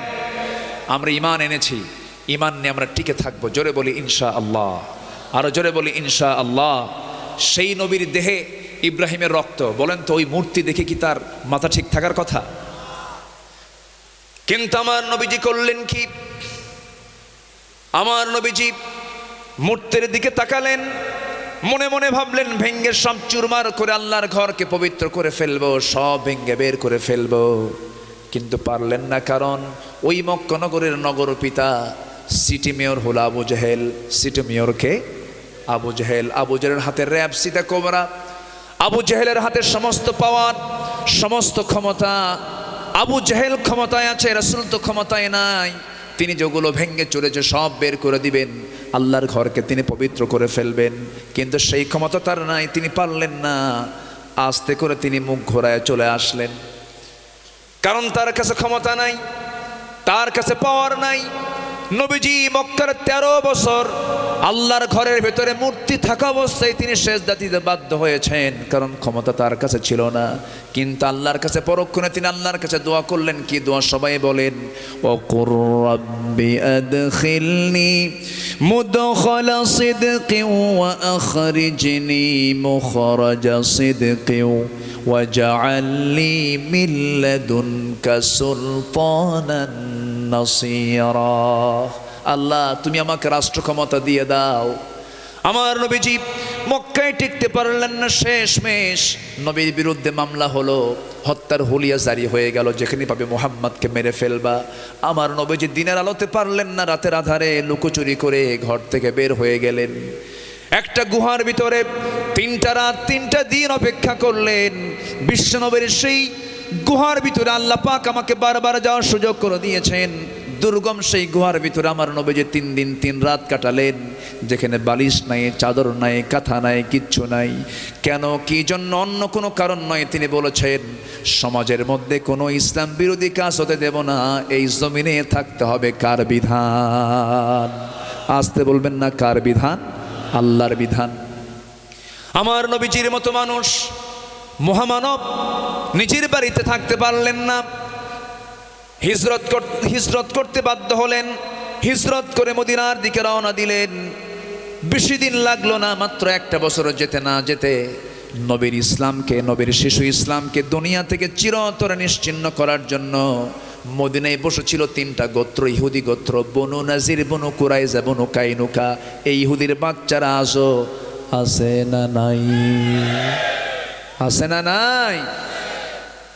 নবীর মদিনার আশেপাশে ইহুদিদের বসবাস ছিল। আর এখন ইহুদির বসবাস কোথায়? বাইতুল আকসার আশপাশে। ওদের কোনো ভূখণ্ড ছিল না, নির্দিষ্ট কোনো ভূখণ্ড ছিল না। ওদেরকে অবৈধভাবে সেকেন্ড ওয়ার্ল্ড ওয়ারের পর, দ্বিতীয় বিশ্বযুদ্ধের পরে, যখন এডলফ হিটলার এট এ টাইম গ্যাস চেম্বারে তুলে 60 লক্ষ ইহুদিকে একদিনে মারছে। কত লক্ষ? 60 লক্ষ ইহুদিকে একদিনে তুলে গ্যাস চেম্বারে তুলে মেরে ফেলছে। এডলফ হিটলার খ্রিস্টান ছিল, জার্মানির লিডার। এডলফ হিটলার 60 লাখ ইহুদিকে মারার পর এরা পৃথিবীর বিভিন্ন জায়গায় ছড়িয়ে ছিটিয়ে ছিল। সবগুলোকে এক জায়গায় করে তৎকালীন ওই পরাশক্তিগুলো এক জায়গায় হয়ে তারা বলল যে এদেরকে একটা নির্দিষ্ট আবাসন কিছুদিনের জন্য তাদেরকে রাখা হোক, মানে জাস্ট ভাড়াটিয়া। ভাড়াটিয়া মানে কি? এখন আসি, এরপর আমরা চলে আসবো, আর থাকবো না। এই শর্তে তারা করলো কি, ইসরায়েলের ওই জায়গায় এসে তারা বসতি করলো। ফিলিস্তিনের কিছু ভূখণ্ডে তারা জায়গা নিল। আজকে তাদের জায়নামাজ এত বড় বানাইছে, এখন ফিলিস্তিনি নাই। তারা এমনভাবে তাদের কার্পেট বিছায় ফেলেছে, মুসলিম ভূখণ্ড এখন ছোট হয়ে গেছে, ভাড়াটিয়া হয়ে গেছে এখন বাড়িওয়ালা। সম্মানিত ভাইয়েরা, সম্মানিত বন্ধুগণ, বর্তমান পৃথিবীতে মুসলমানদের সবচাইতে বেশি দুশ্মনী করছে কারা? বলেন, 1 নাম্বার কারা? বলেন আরো জোরে, আরো জোরে। ইহুদিরা। সেই ইহুদির কিছু বন্ধু বান্ধব আমার দেশেও আছে না নাই? আসতে বলবেন না, আছে না নাই? যাদের কাছে ইহুদি ভালো লাগে, যাদের কাছে খ্রিস্টান ভালো লাগে, ভাবতে হবে এরা সবগুলো ইহুদি খ্রিস্টানদের বাচ্চাটা গোলাম। আমার নবীজি মদিনায় গেলেন, ইহুদিরা বিভিন্ন প্যাঁচ লাগায় ফেললো। 1 বছরে তারা প্যাঁচটাকে শক্ত বানায় ফেললো, টাইট বানায় ফেললো। কি করলো? কুরাইশদের সঙ্গে যোগ সাজস কইরা যুদ্ধের মুখোমুখি করে দিল রসুলের সাথে কুরাইশদের। আমার নবীজিও কুরাইশ, ওরাও কুরাইশ। কুরাইশরা রমজান মাসে, কোন মাসে বলেন? রমজান মাসে চলে আসলো সেই মক্কা থেকে 350 মাইল অতিক্রম করে বদর নামক প্রান্তরে। কি করবে? আল্লাহর দিনকে তারা নিভিয়ে দেবার জন্য আসতেছে। রসুল ঈমান এনে সাহাবে কেরামকে সাথে নিয়ে হিজরত করে মদিনায় আসলেন। ওয়াল্লাযীনা আমানু ওয়াহাজারু ওয়াজাহাদু, যারা জিহাদ করবে কার পথে? আল্লাহর পথে। আমি কি দোয়া করে দেব? এই 2-1 জন করে যে ওঠে, যে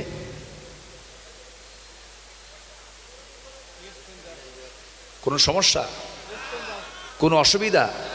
তো ওঠে কেন হঠাৎ করে এরকম করে? কোনো সাফসুপ নাই, কোনো সাফসুপ নাই। আর কিছুক্ষণ, আমি তো বেশি ডিস্টার্ব করব না, একটু আমাকে একটু সময় দেন। আমি জানি এখানে হাজার হাজার মা বোনরাও আসছেন, ছোট্ট ছোট্ট বাচ্চা তাদের কোলে। একটা শিশু এখানে হেরে গিয়েছিল, তাই না? পাইছে? আচ্ছা, তাহলে এরা, এই সমস্ত মা বোনরা নিরাপদে বাড়িতে যাক, এইদিকেও খেয়াল করার দরকার মনে হয় নাই? বলেন আছে না নাই? আচ্ছা, সব দিকে আমরা খেয়াল করব, ফজরের নামাজের দিকটাও খেয়াল করব। আমি উঠেছি এখানে জাস্ট 10টার একটু পরেই, 10টা 10, 10টা 5-6 দিকে আমি উঠেছি। সম্মানিত ভাইয়েরা, আমি কাঙ্ক্ষিত সময়, আপনার অসুবিধা হোক এমন টাইম আমি নেব না, আমি সময় মতোই শেষ করব। কিন্তু আপনি যদি আমার আগে উঠে যান তাহলে তো এটা আদবের খেলাফ হয়ে যাচ্ছে, শৃঙ্খলা ভঙ্গ হয়ে যাচ্ছে। বসেন, একটা পয়েন্ট আমি শেষ করে ফেলি, একটু বসেন প্লিজ, একটু বসেন। সম্মানিত ভাইয়েরা, বদর নামক প্রান্তরে প্রথমে আসলো হলো কোরাইশরা। রসুলকে আগে গেছেন? আগে কিন্তু যাননি। কোরাইশরা যখন এসে বদরে তাদের শিকড় যখন গেড়ে বসলো, তারা যখন এসে সব হাজির হলো, একত্রিত হলো, নবীর কানে সংবাদ চলে গেল। এইদিকে নবীজি কেবলই সাহাবে কেরামকে নিয়ে হিজরত করেছেন। বলেন, ঘর নাই, বাড়ি নাই, বউ নাই, টাকা নাই, পয়সা নাই, অর্থ নাই, সাহাবিরা চরম কষ্টের মধ্যে। এর মধ্যে আবার যুদ্ধের প্রস্তুতি। নবীজি কি পিছপা হয়েছেন না এগিয়ে গেছেন? পিছপা হয়েছেন না এগিয়ে গেছেন? এগিয়ে গেছেন। আমার নবীজি সাহাবে কেরামকে বললেন, সাহাবীরা, আমরা মক্কা থেকে মদিনায় হিজরত করে আসলাম। আমরা হিজরত করে আসার সঙ্গে সঙ্গেই তোমরা সবাই জেনে রাখো, ওই কুরাইশ আমাদেরকে নাস্তানাবুদ করার জন্য, একদম আমাদের অস্তিত্বকে বিলীন করে দেওয়ার জন্য, নিঃশেষ করে দেওয়ার জন্য তারা বদর নামক প্রান্তর পর্যন্ত হাজির হয়েছে। তোমরা কি করবে বলো? সাহাবে কেরাম সামনে দাঁড়ায় বলছেন, ইয়া রাসূলুল্লাহ, বউ ছেড়েছি, বাড়ি ছেড়েছি, ব্যবসা ছেড়েছি, দেশ ছেড়েছি, একমাত্র আল্লাহর জন্য, আপনার জন্য, আপনি যা বলবেন তাই হয়ে যাবে। যেরকম সুবহানাল্লাহ। আমার নবীজি বড় খুশি হয়ে গেলেন। রমজান মাসের রোজা সেই সময় প্রথমবার ফরজ হয়েছে দ্বিতীয় হিজরিতে। সাহাবে কেরাম জীবনের প্রথম রোজা তারা রেখেছেন, 17টা রোজা তারা সম্পূর্ণ করেছেন। 17 রোজা শেষ হয়ে গেছে, 16 রোজা শেষ হয়ে গেছে। 17তম রমজানের দিন রাসূল বললেন, সাহাবীরা, আজকের দিনের রোজা তোমরা ভেঙে ফেলে দাও, কারণ আজকে জিহাদের প্রস্তুতি নিতে হবে। সাহাবা কেরাম বলেন, হুজুর, রোজা রাখাও যেমন ফরজ, জিহাদও তেমন ফরজ। রাসূল বললেন, শোনো, রোজা রাখার সুযোগ আমরা পরে পাবো, ফাইদ্দাতুম মিন আইয়ামিন উখার, কিন্তু জিহাদে যদি আজকে আমরা লড়ে যদি আজকে হেরে যাই, আমরা তো ইসলামকে বিজয়ী অবস্থায় দেখতে পাবো না। অতএব রোজা পরে রাখা হবে, রোজা তোমরা ভেঙে ফেলে দাও, জিহাদের ময়দানে চলো। আমার বন্ধুগণ, যে জিহাদের, যে ইবাদতের কাজ করতে গিয়ে একটা ফরজ রোজাকে ভাঙ্গার প্রয়োজন হয়ে যায়, সেই জিহাদের গুরুত্ব ইসলামে আছে না নাই? আসতে বলবেন না, আছে না নাই? একজন মুনাফিক নামাজ পড়তে পারে, রোজা রাখতে পারে, হজ করতে পারে, যাকাত দিতে পারে, কিন্তু মুনাফিক কখনো জান দেওয়ার জন্য জিহাদে যেতে পারে না। যত রক্ত লাগে দেব, প্রয়োজনে লোক পাঠাবো, মাগার আমি যাব না। আছে না এরকম? আসতে বলবেন না, আছে না নাই? আচ্ছা, আমার নবীজি সাহাবে কেরামকে বললেন, সাহাবীরা কে কে আছে চলো আমার সঙ্গে চলো। সীমিত সংখ্যক সাহাবী জড়ো হয়ে গেলেন। আনসার কিছু, মুহাজির কিছু, সব জড়ো হলেন। নবীজি সংখ্যা দেখে চিন্তায় পড়ে গেলেন, এত কম সংখ্যক মুজাহিদ নিয়ে আমি 1000 সৈন্যের বিরুদ্ধে মোকাবেলা করব কেমনে, এমন চিন্তা করছিলেন। একজন মহিলা, মদিনার একজন মহিলা সাহাবী নবীর সামনে দাঁড়ায় বলে, ইয়া রাসূলুল্লাহ, আপনি কি চিন্তা করেন? হুজুর, আমার তো বড় কোনো সন্তান নাই, আমার স্বামীও নাই, দুনিয়া থেকে বিদায় হয়ে গেছে, এই 2 বছরের ছোট্ট বাচ্চা আমার কোলে আছে, আমি একজন শহীদের মা হতে চাই।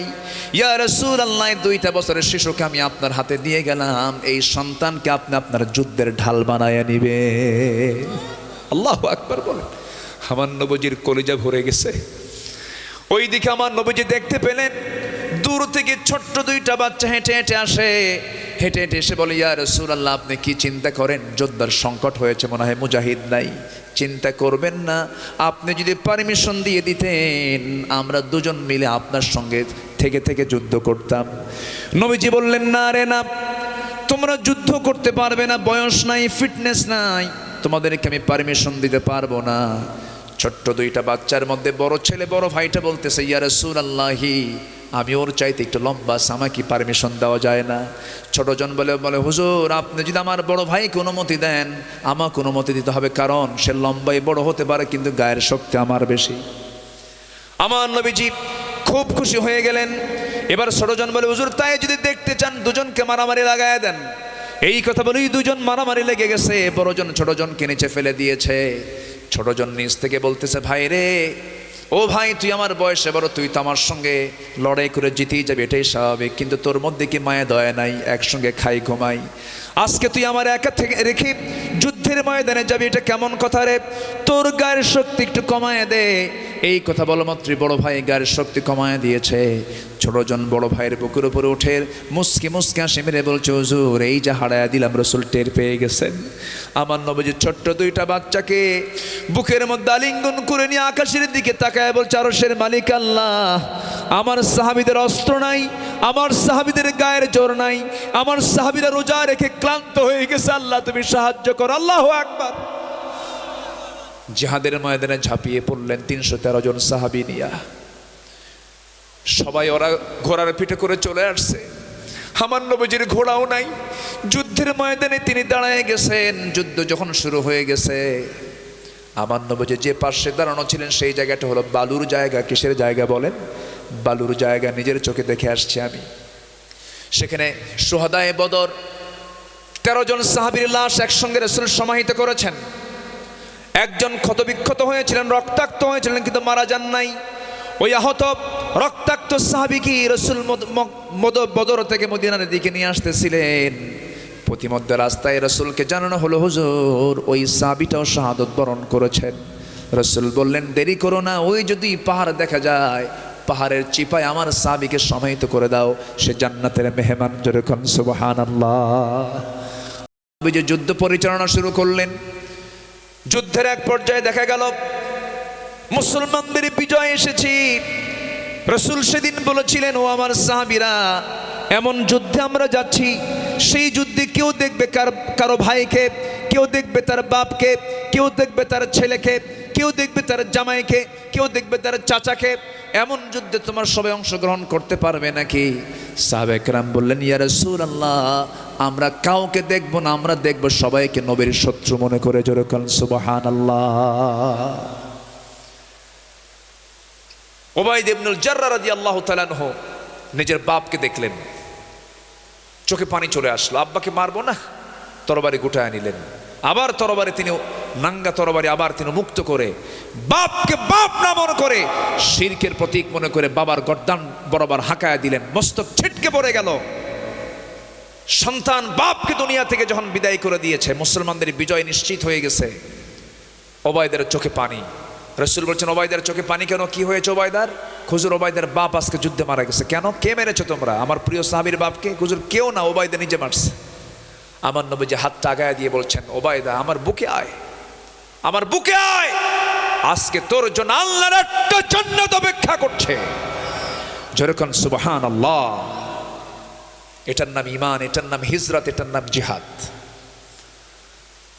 আমার নবীজি বললেন, দেখো তো কোন কোন কুরাইশরা, কোন কোন কাফেররা মারা গেছে। হুজুর, আবু জেলটাও মরছে, উতবা মরেছে, শাইবা মরেছে, ওয়ালিদ মরেছে, সব মরে গেছে। রাসূল বলেন, সবগুলো 70টারে একসঙ্গে বদর কূপের মধ্যে ফেলে দাও। একজন সাহাবী আবু জেহেলের মস্তক, খণ্ডিত মস্তক, চুল সহ নবীর সামনে হাজির করে বলছেন, ইয়া রাসূলুল্লাহ, এই যে আবু জেহেলের মস্তক আপনার সামনে হাজির করেছি। রাসূল বললেন, সব উম্মতের একটা করে ফেরাউন থাকে, আমার উম্মতের ফেরাউন আজকে আবু জেহেল খতম হয়ে গেছে। কূপের মধ্যে ফেলে দিলেন। 70 জন যুদ্ধবন্দী। কতজন? 70 জন। আবার সেই যুদ্ধে বন্দী হলো কুরাইশরা। এর মধ্যে আমার নবীর নিজের জামাই একজন। আমার নবীর আপন চাচা আব্বাস রাদিয়াল্লাহু আনহু একজন, তখন তিনি ইসলাম কবুল করেননি। বলেন, ইসলাম মানতে গেলে নিজের বাপ বিরোধী হতে পারে কিনা বলেন? নিজের বাবা বিরোধী হতে পারে কিনা বলেন? ভাই বিরোধী হতে পারে কিনা বলেন? দুঃখজনক হলো সত্য, আমার দেশে এমনও পরিবার আছে, এক পরিবারে 4 ভাই 4 দল করে। আছে না নাই? যে সরকার ক্ষমতায় থাকে ওই ভাইয়ের কাছে 3 ভাই গিয়ে বলে, ভাই তুমি 5 বছর চালাও, যখন তুমি পতন হবে তোমার, তখন আমরা দেশ চালাবো, তখন আমরা তোমারে দেখব।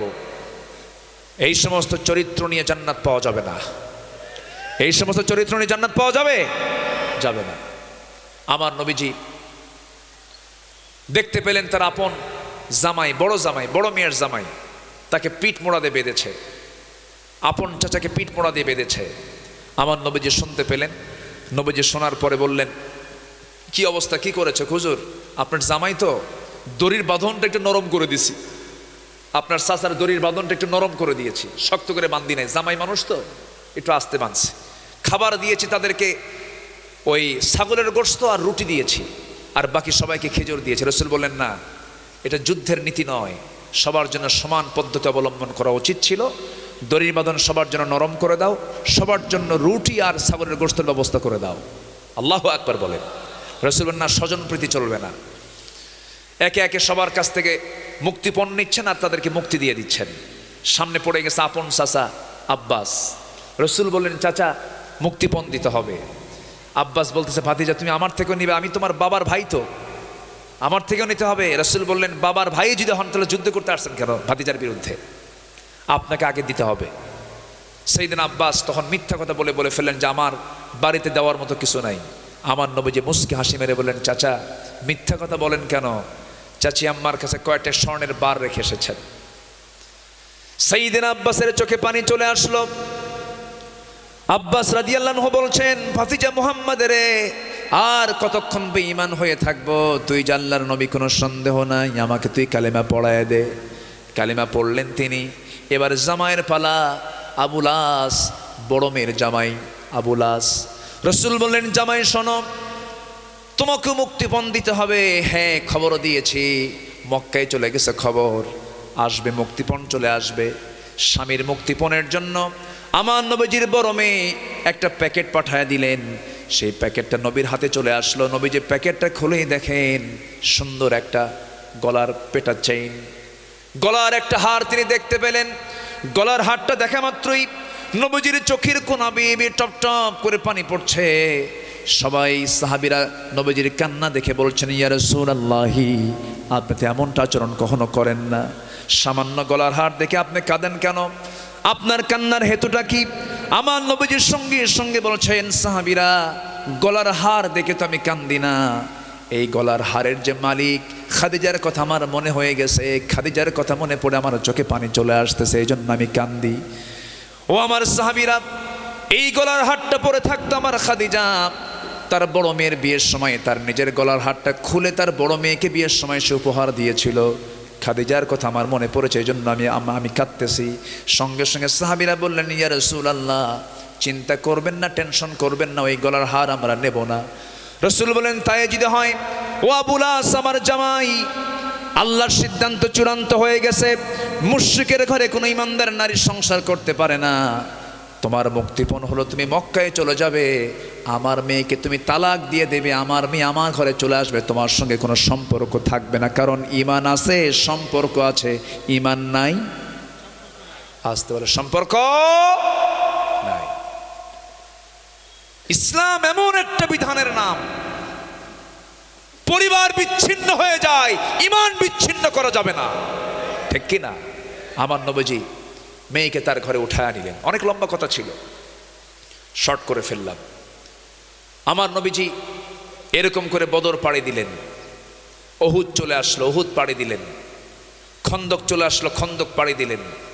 মদিনার 10 বছরে দিনকে কায়েমের জন্য তাকে 86টা যুদ্ধ করতে হয়েছে। এই জিহাদকে যারা দুর্বল ভাবেন, এই জিহাদের এই অপশনকে যারা অতিরিক্ত মনে করেন, তাদের ঈমানকে নবায়ন করা দরকার। আসতে বলবেন না, জোরে বলুন, ঠিক কিনা? তাদের ঈমানকে নবায়ন করতে হবে, তাদের ঈমানকে আবার নতুন করে তওবা করে জিহাদের গুরুত্ব বুঝে সিদ্ধান্ত নিতে হবে। সম্মানিত ভাইয়েরা, আরেকটা ছোট্ট কথা বললেই জিনিসটা স্পষ্ট হয়ে যাবে। আমার নবীজি জীবনে যত যুদ্ধ অংশগ্রহণ করেছেন সবচাইতে বড় অভিযানটা ছিল হলো তাবুক অভিযান। কি অভিযান বলেন তো? তাবুক অভিযান। 30,000 সাহাবী নিয়ে রাসূল সেই যুদ্ধে অংশগ্রহণ করেন। কত হাজার? 30,000 সাহাবী তাবুকের প্রান্তরে গেলেন। যুদ্ধ হলো না, রোমানদের বিরুদ্ধে যুদ্ধ হলো না, বিনা যুদ্ধে তিনি সেই তাবুক প্রান্তর থেকে ফিরে আসলেন। ফিরে যখন মদিনায় ব্যাক করে মসজিদে নববীর ভিতরে বসে আছেন, এমন সময় এক সাহাবী নবীর সামনে গিয়ে আস্তে করে বসে বলেন, হুজুর সবাই তো যুদ্ধে গেছিলেন আপনারা, কিন্তু আমি কাব বিন মালিক, আমি কিন্তু যুদ্ধে যাই নাই। রাসূল বলেন, কেন যাও নাই? হুজুর এমনি গড়িমসি করেছি, ইচ্ছা করে যাই নাই। আর কে কে যাও নাই? হুজুর হেলাল বিন উমাইয়া যায় নাই। আর কে যাও নাই? মুরারা বিন রাবিয়া যায় নাই। আর কে যাও নাই? জানা নাই। আমার নবীজি বলেন, কাব বিন মালিক তুমি এখন যেতে পারো। চলে গেলেন। চলে যাওয়া মাত্র রাসূল নোটিশ জারি করলেন, মদিনাবাসী সমস্ত আমার সাহাবীরা শুনে রাখো, কাব বিন মালিক, হেলাল বিন উমাইয়া, মুরারা বিন রাবিয়া, এই 3 জন ব্যক্তি তারা জিহাদে অংশগ্রহণ করে নাই। এই জন্য এই 3 ব্যক্তির সাথে সর্বপ্রকার লেনদেন, আচার ব্যবহার, সালাম কালাম সব বন্ধ, বয়কট। নাউজুবিল্লাহ বলবেন না? এটা কি নবীর যে সিদ্ধান্তটা, এই সিদ্ধান্ত কি নরম সিদ্ধান্ত না শক্ত সিদ্ধান্ত?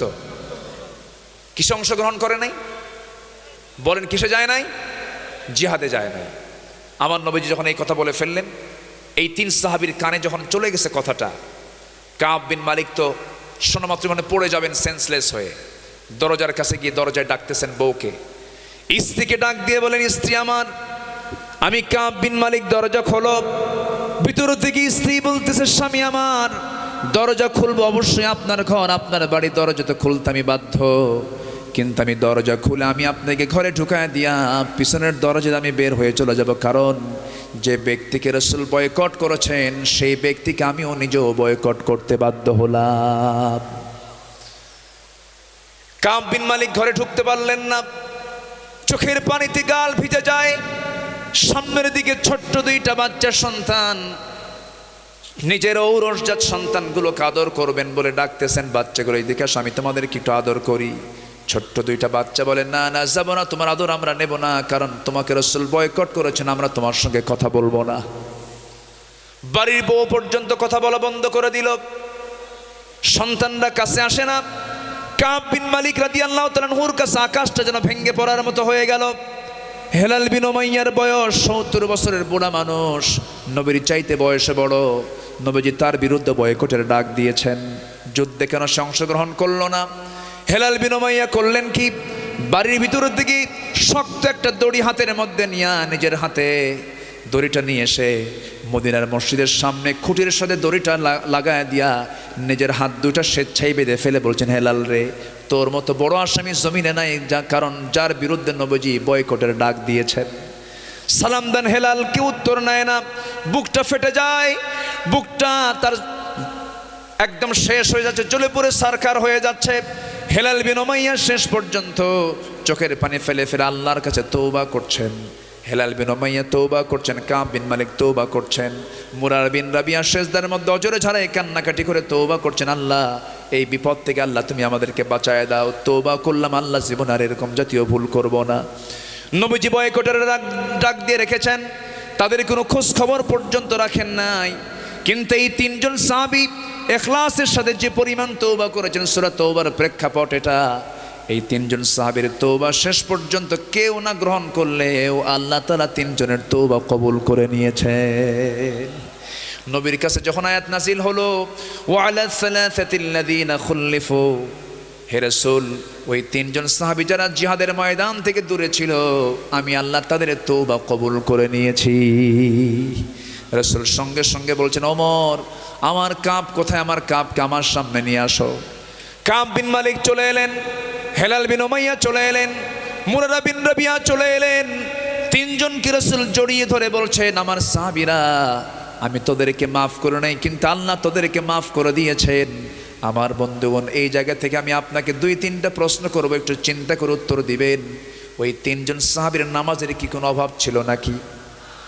আসতে বলে, আমার আপনার চাইতে তাদের নামাজ দুর্বল না মজবুত? মজবুত। নামাজের কোনো অভাব ছিল না।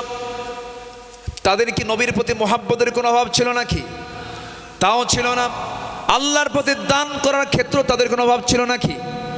কোনো কিছুতেই সংকট ছিল না। তাহাজ্জুদ ছিল, চোখের পানি ছিল, জিকির আজগার ছিল, সব কিছুই ছিল, নবীর প্রতি মহব্বত ছিল। কিন্তু শুধুমাত্র কি করেছেন, একটা যুদ্ধের ময়দানে রাসূল তো বলতে পারতেন, শোনো 30,000 সৈন্য নিয়ে গেছিলাম, যুদ্ধই হয় নাই, যা আমি তোমাদেরকে মাফ করে দিলাম। কিন্তু রাসূল তাদেরকে শক্ত করে ধরলেন কেন? এই জন্য ধরলেন, জিহাদকে কোনো ক্রমেই দুর্বল চোখে দেখার কোনো সুযোগ নাই, ঠিক কি না? আল্লাহ বলছেন ওয়াল্লাযীনা আমানু, যারা ঈমান আনবে, ওয়াহাজারু, যারা হিজরত করবে। এই দুনিয়াতে যাদের ইসলামের জন্য যাদের মামলা, ভাবতে হবে তার পাসপোর্টে একটা করে ভিসা লাগতেছে, ঠিক কি না? কোনো টেনশন নাই। ওয়াহাজারু ওয়াজাহাদু, যারা জিহাদ করবে কার পথে? ফি সাবিলিল্লাহ। ওয়াল্লাযীনা, এবং যারা আওয়াও, ওই মুজাহিদদেরকে যারা আশ্রয় দেবে, ও নাসারু, এবং সাহায্য করবে। দেখেন আল্লাহ তাআলা জিহাদের অপশন আবার আর দুটো কাজ বাড়ায়া দিলেন। ঈমান আনবে, হিজরত করবে, জিহাদ করবে যারা, এবং যাদেরকে সাহায্য করবে এবং যারা তাদেরকে আশ্রয় দেবে, আল্লাহ তাআলা বলছেন উলাইকা হুমুল মুমিনুনা হাক্কা, এরাই হলো টাটকা মুমিন। যেরকম সুবহানাল্লাহ, এরা কি টাটকা মুমিন। কি তামান্না সাহাবীদের মধ্যে কাজ করতো। এক অন্ধ সাহাবী নবীর কাছে গিয়ে বলে, হুজুর যুদ্ধে সবাই মারা গেল, শহীদ হলো, আমি কি যাবো না? রাসূল বলেন, না, তুমি অন্ধ, তুমি পারবা না।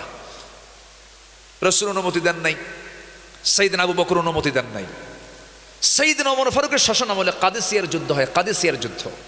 সেই যুদ্ধে এই বুড়া সাহাবী এবং অন্ধ সাহাবী, নবীর খুব প্রিয় সাহাবী ছিলেন, সাইয়েদনা ওমর ফারুকের সামনে যে ছোট বাচ্চার মতো হাউমাউ করে কান্দে আর বলে, ভাই ওমর, আমার বন্ধু অমক বদরে গেল, উহুদে গেল, সব যুদ্ধে শহীদ হয়ে জান্নাতের সেই নিয়ামতগুলো ভোগ করতেছে, আমি কোন দিন শহীদ হব?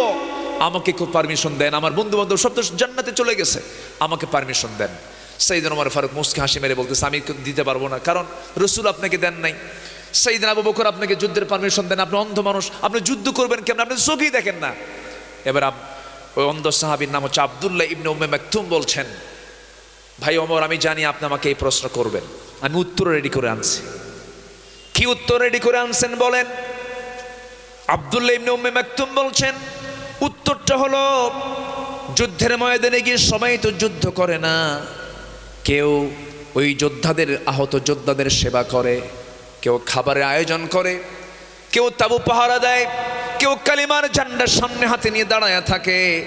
আমি অন্ধ মানুষ, আমি তরবারি চালাতে পারবো না, আমি এটা জানি, কিন্তু অন্তত ওই কালিমার ঝান্ডা ধরার জন্য একজন ব্যক্তি তো সিলেকশন দিতে হবে। সেই ব্যক্তি অন্য কাউকে সিলেকশন না দিয়ে আপনি ওমর আমাকে সেই কালেমার ঝান্ডা ধরার সিলেকশন দিয়ে দেন। আমি কালেমার ঝান্ডা হাতে নিয়ে অন্ধ মানুষ সামনে আমি এক পায়ে দাঁড়িয়ে থাকবো, নড়াচড়া করব না। কাফের মুশরিকরা আমার দিকে তাকায়া তীর লক্ষ্য করে আমার বুকে মেরে দেবে, বুক দিয়ে ঢুকে পিঠ দিয়ে তের বের হয়ে যাবে, রক্তাক্ত অবস্থা আমি শহীদ হয়ে আল্লাহর জান্নাতে চলে যাব। ইতিহাস সাক্ষী, তিনি সেই যুদ্ধে অংশগ্রহণ করলেন এবং শহীদের মর্যাদা নিয়ে দুনিয়া থেকে বিদায় নিলেন। জোরে কোন সুবহানাল্লাহ। জিহাদের গুরুত্ব আছে না নাই? আছে। এই চারটা কাজ আমরা করব। আল্লাহ তাআলা বলছেন, আল্লাহ তোমরা যদি এই কাজগুলো করতে পারো তাহলেই আল্লাহ তাআলা বলছেন লাহুম মাগফিরাহ, তার জন্য আছে সাধারণ ক্ষমা, ও রিজকুন কারীম, এবং সম্মানজনক রিজিক। আল্লাহ তাআলা সবাইকে এই আয়াতের অনুকূলে জীবন গড়ার তৌফিক দান করুন। 5 ওয়াক্ত নামাজ আমরা কেউ ছাড়বো না। কারাকারি হাত তুলে দেখেন তো দেখি। 5 ওয়াক্ত নামাজ, জোরে বলি ইয়া আল্লাহ, আরো জোরে ইয়া আল্লাহ। আমাদেরকে 5 ওয়াক্ত সালাত আদায় করার তৌফিক তুমি আল্লাহ দিয়া দাও। জোরে বলি আমিন, আরো জোরে আমিন। আমরা সবাই নামাজের সুরতে বসি, নামাজের মতো করে বসে যাই। অনেক মা বোন আসছেন, আল্লাহ তুমি মা বোনদের যাওয়াকে নিরাপদ করে দাও। জোরে বলি আল্লাহুম্মা আমিন।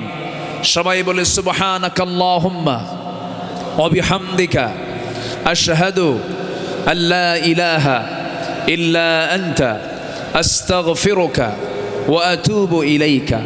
চিৎকার মেরে বলি ইয়া আল্লাহ, আমার জীবনের সাগীরা কবিরা, ছোট বড় সব গুনাহ তুমি আল্লাহ মাফ করে দাও। জোরে বলুন ইয়া রাব্বাল আলামিন, ইয়া রাব্বাল আলামিন। যে যেখানে আছেন সবাই বসি, অনেক বড় মাহফিল, আল্লাহ যেন নিরাপদে সবাইকে বাড়িতে যাওয়ার তৌফিক দান করেন। জোরে বলি আল্লাহুম্মা আমিন। আমার আসিফ ভাই কোথায়?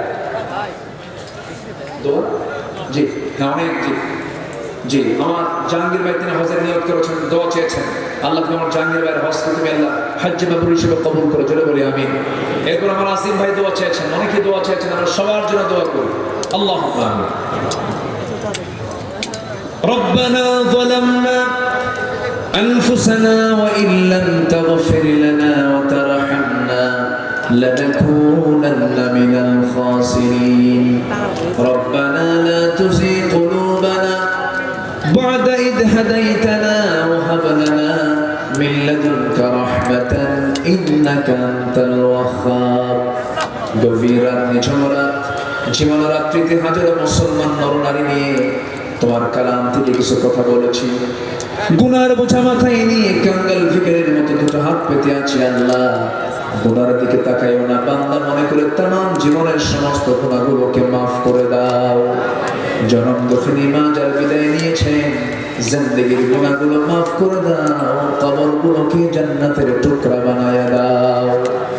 সবাই চোখ বন্ধ করুন, হাত একটু উঁচু করে আল্লাহর শেখানো দোয়া পড়ে আওয়াজ দিয়ে দিয়ে সবাই বলো রব্বিরহামহুমা কামা রব্বায়ানি সগীরা রব্বিরহামহুমা কামা রব্বায়ানি সগীরা। আল্লাহ এমন ভাই আমার সঙ্গে আর তুলতে পারেন যে নিজের হাতে নিজের মাকে দাফন করেছে, নিজের বাবার লাশ নিজের পিঠে বহন করে কবর পর্যন্ত নিয়ে চলে গেছেন। আল্লাহ সে আব্বা আম্মার জন্য দোয়া করি, কবরগুলোকে তুমি আল্লাহ জান্নাতের টুকরা বানায়া দাও। ও আল্লাহ বিশেষ করে এই মাহফিলের আয়োজন যারা করলেন, শোনার জন্য দূর দূরান্ত থেকে যারা আসলেন, বিনিময়ে কিয়ামতের কঠিন ময়দান যেদিন কেউ কাউকে চিনবে না, এমনকি মা সন্তানকে পর্যন্ত স্বীকার করে বসবে, যেদিন মানুষ কাঁদতে কাঁদতে চোখের পানিগুলো পড়ে যাবে, চোখ থেকে রক্ত বের হওয়া শুরু হয়ে যাবে, সেই কঠিন মুসিবতের দিন এই মাহফিল সবার জন্য নাজাতের মাধ্যম তুমি আল্লাহ বানায়া দিও। ও আল্লাহ এই গ্রামকে তুমি আল্লাহ বেনামাজি মুক্ত একটা গ্রাম হিসেবে তুমি আল্লাহ কবুল আর মঞ্জুর করে নাও। আমার আজিম ভাইকে কবুল করো, সবার নাম তোমার জানা নাই, যার যার চাওয়া তুমি আল্লাহ দয়া করে পাওয়া করে দিও। তোমার বান্দাগুলোকে নিয়ে যেমন আজকে একসঙ্গে দুটো হাত তুলে দোয়া করলাম, আল্লাহ মেহেরবানি করে সেই কঠিন মুসিবতের দিন যেদিন কোনো ছায়া থাকবে না তোমার আরশের ছায়া ছাড়া, সে আরশের ছায়ার নিচে তুমি আল্লাহ আমাদের সবাইকে একসঙ্গে জায়গা করে দিও।